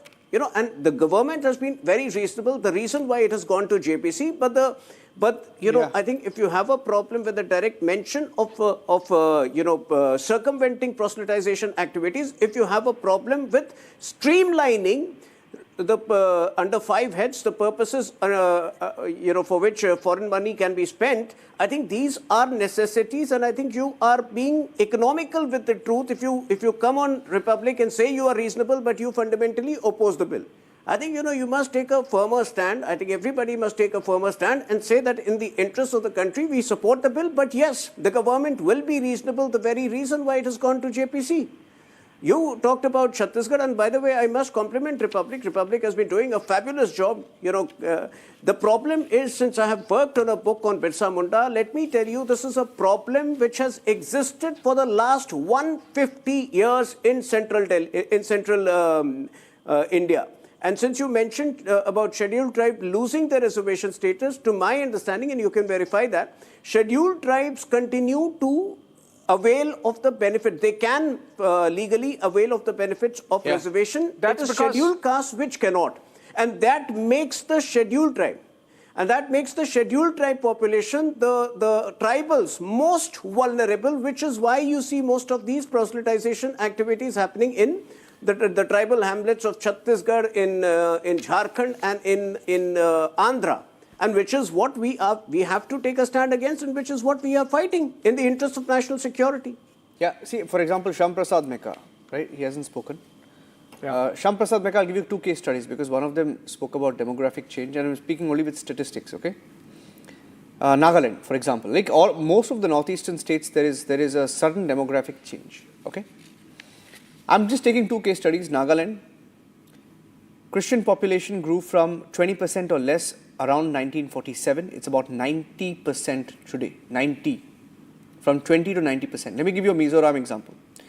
Mizoram, approximately 90% of the population there today is Christianity, was about 3% in the year 1911, was 47% in the year 1951. Today, it's about 90%, right? Now, there are a lot of Christian missionaries, mostly American, who work in these parts of the country, and they do have, their own mission. For example, I'll tell you, we were all very shocked. There is a website called Joshua Project. Anybody watching this show can just open up the website called Joshua Project.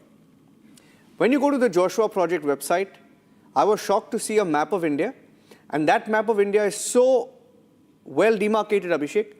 In every part of the country, almost every village, taluk level, it has details of the demographic caste breakup of how many people have been reached by Christianity. I mean, how many people have, how much has Christianity penetrated into these areas, etc. Yeah. And especially, I found it very interesting. It has a comparison, and it talks about it has color demarcations, and it's specific. It seemed like there was a purpose to it, that they wanted to reach as many people as possible. There's absolutely no harm if you're doing it voluntarily, right? But it becomes problematic, for example, if you... I found it interesting that 6 crore rupees was sent to Bastar, Chhattisgarh, and the ED in one of their cases has also said that some of this money went to people who picked up arms later, and this money came in from America. So that becomes a problem. Shamika. See, Niranjan, simple thing is apply the law, and there ends the matter. Now, this thing of the demographic change, the percentage changes, I think this is all fear-mongering. We don't need to get it. Apply the law, punish if there is coercive or Can I ask a question to some Mr. sort of a incentivization or any other illegal practices involved in conversion. Otherwise, if voluntarily somebody want to convert to some other religion, I think I am not worried personally. I have no problem. And second, what we need to understand is, first of all, how do you ascertain whether somebody belongs to which religion? Unless they state their religion, right? How do you ascertain? What is the whom do you call a Hindu? Whom do you call a Christian? Whom do you call a Muslim? Unless they tell you what they are. So is there a criteria? I'm curious. I don't know. That's why I'm asking. Can I ask a question to Mr. Mecca? Yeah. Yes, you can. Please ask him. He's saying fear-mongering.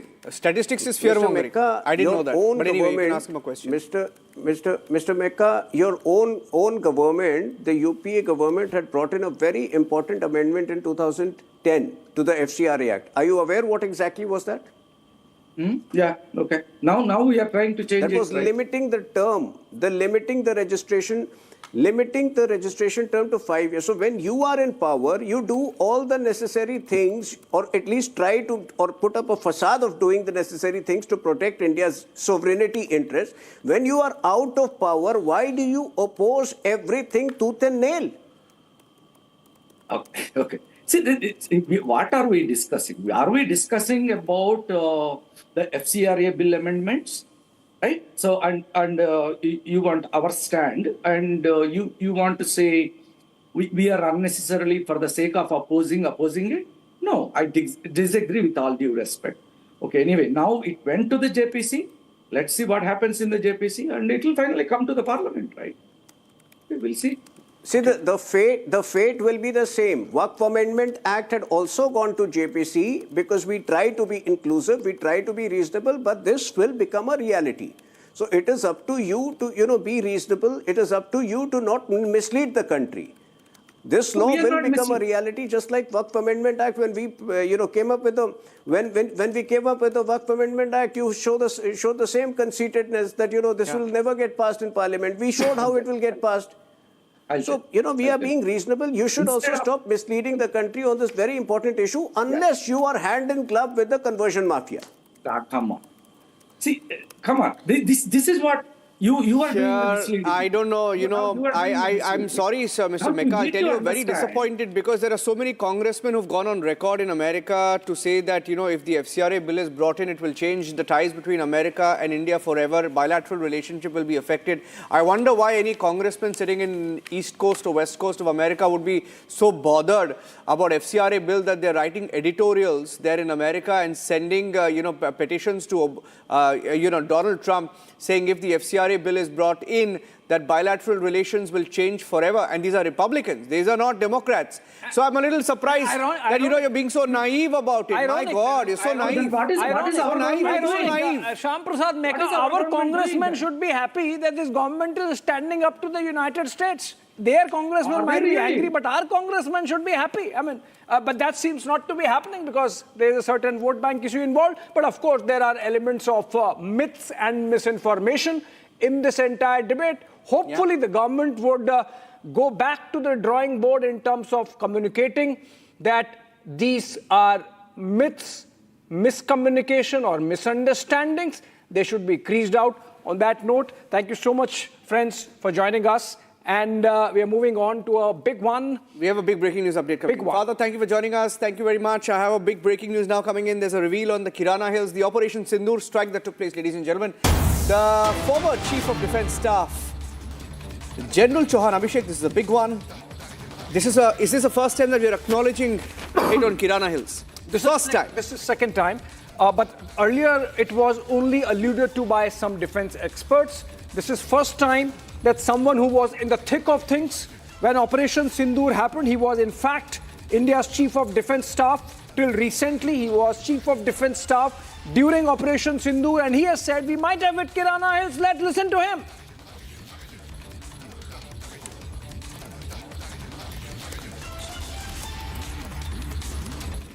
I think a couple of principles which we thought in this escalation matrix, which laid for ourselves, was that the last strike or the winning note will be always delivered. There was a small episode about what I think Air Marshal Bharti was asked, that Kirana Hills episode. I think I'll clarify this. At occasions, it's been asked whether Kirana Hills were hit or not. That's where their nuclear facilities are there. And with Bharti had rightly clarified that we did not target Kirana Hills. I can maybe give kind of an explanation. Before those strikes, we had sent in a lot of loiter ammunitions at Sargodha. And Kirana Hills is about 10 kilometers north of Sargodha. So the loiter ammunition is looking for radars which are in around Sargodha. And it's got a lifetime, means time. It will loiter for about 2 hours, and once it doesn't find a target, then it comes down and hits somewhere. It must have come and hit one of those hills. So that could be one of the reasons as to what people asked. Yes, because Pakistani media also showed some kind of images in which there was smoke coming out from Kirana Hills, and they were asking. Next is a new normal. You heard about this new normal, which the Prime Minister has said that, there'll be talks and terror will not go together, blood and water will not flow together, will not tolerate cross-border terrorism, and will make no distinction between perpetrators and their handlers, and then will not be blackmailed or by nuclear blackmail. Okay, so General K.K. Sinha is joining us live, and Rakshita is also joining us live. Rakshita, first time that we've acknowledged sending loitering munitions to Sargodha and Kirana Hills. Absolutely. What Air Marshal A.K. Bharti said, that had went viral, and there were multiple interpretations for that, and there were a lot of speculations, as you pointed out earlier, by the defense expert. But now CDS, former CDS, who was at the helm of affairs, has clarified that we did hit Kirana Hills. Again, he's also limiting what he's saying, if you see, but there were multiple visuals that had surfaced on social media. Pakistani media had shown that smoke billowing out, and the sound, if you hear, it was probably interpreted by defense experts. But more than a loitering munition, maybe, it could have been a missile strike as it was being interpreted earlier. But going by what the CDS has said, former CDS says that it was a loitering munition that is just 10 kilometers away from Sargodha. So they were actually first targeting Skardu. And Skardu, of course, is near Kargil. And that is, of course, again, occupied territory. And due to bad weather, that was shifted. The target was shifted to Bholari and Sargodha. Sargodha is just 10 kilometers away from Kirana Hills, and that is what the former CDS is saying, that there were some loitering munitions, and maybe is again keeping it very ambiguous. He's saying that maybe due to fuel, maybe it was looking for a target, and then it was low altitude. Of course, loitering munitions are low altitude, so it did hit one of the hills. So that is, of course, a sensational revelation that is being made by the man who was at the helm of Operation Sindoor. Okay, thank you for that. General Sinha is joining us, Abhishek. General Sinha, our Group Captain Augustine Vinod is also joining us. I remember speaking about this last year. We spoke about Kirana Hills in detail. Group Captain Agustin Vinod, if I can quickly get your word in on this, because we discussed it. What happens at Kirana Hills? Who controls Kirana Hills? This is a big one. The fact that it's come from the former Chief of Defence Staff. Absolutely. Niranjan, I am unable to, I'm going by what he's saying, but I am unable to stomach the fact that it didn't have fuel and it exactly went and hit Kirana Hills, which is a mathematical possibility of such a thing happening is, I don't know, 1 in what million. That's said. Maybe it is true because he is at the helm and he knows the fact.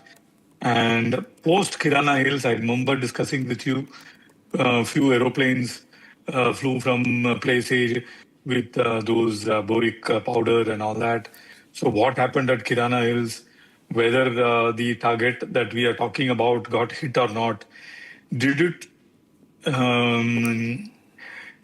hurriedly may force Pakistanis to quickly come up and say, please, let's stop it and, truce. All those things are unanswered question, and I want it to remain unanswered for 2 reasons, Niranjan. A, Op Sindoor is a still ongoing operation. I must tell this to all viewers, Republic viewers. It is still an ongoing operation. It is not yet called off. That is point number 1. Point number 2 is, based on what we see on the screen, and best guess is what we are permitted to do, and nothing beyond that. 2. 3, people who are privy to information like General is, and what he says, we need to accept it as, at the moment, a gospel truth. And 4th, and most importantly, did it happen as he says it has happened, also has 2 folks to it. So those 2 folks we have offline discussed, Niranjan. We are not at liberty to discuss it in the open forum. That said, whatever has happened for good, because what we wanted Pakistanis to do, that is घुटने take देने का अब जो काम है, वो ये जो explosion है, what you're seeing on the screen, has done it. So that aspect, so whatever has happened for good. So that is what I would look at it in that perspective, in my limited scheme of understanding and exposure, and what we can say as uniformed or ex-uniformed personnel. I'm sure Jen will agree with me. So that is long and short of what I wanted to say. Okay, let's take this to General Sinha. General Sinha, knowing what is there inside of Kirana Hills, I think General Chauhan could not have put it as close as it can be to send across a message that we were there even if we were not there.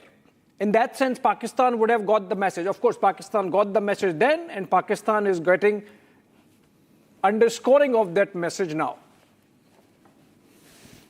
Good evening. General Chauhan has brought out very amply clear that, the DGMO air, just I remember during that time,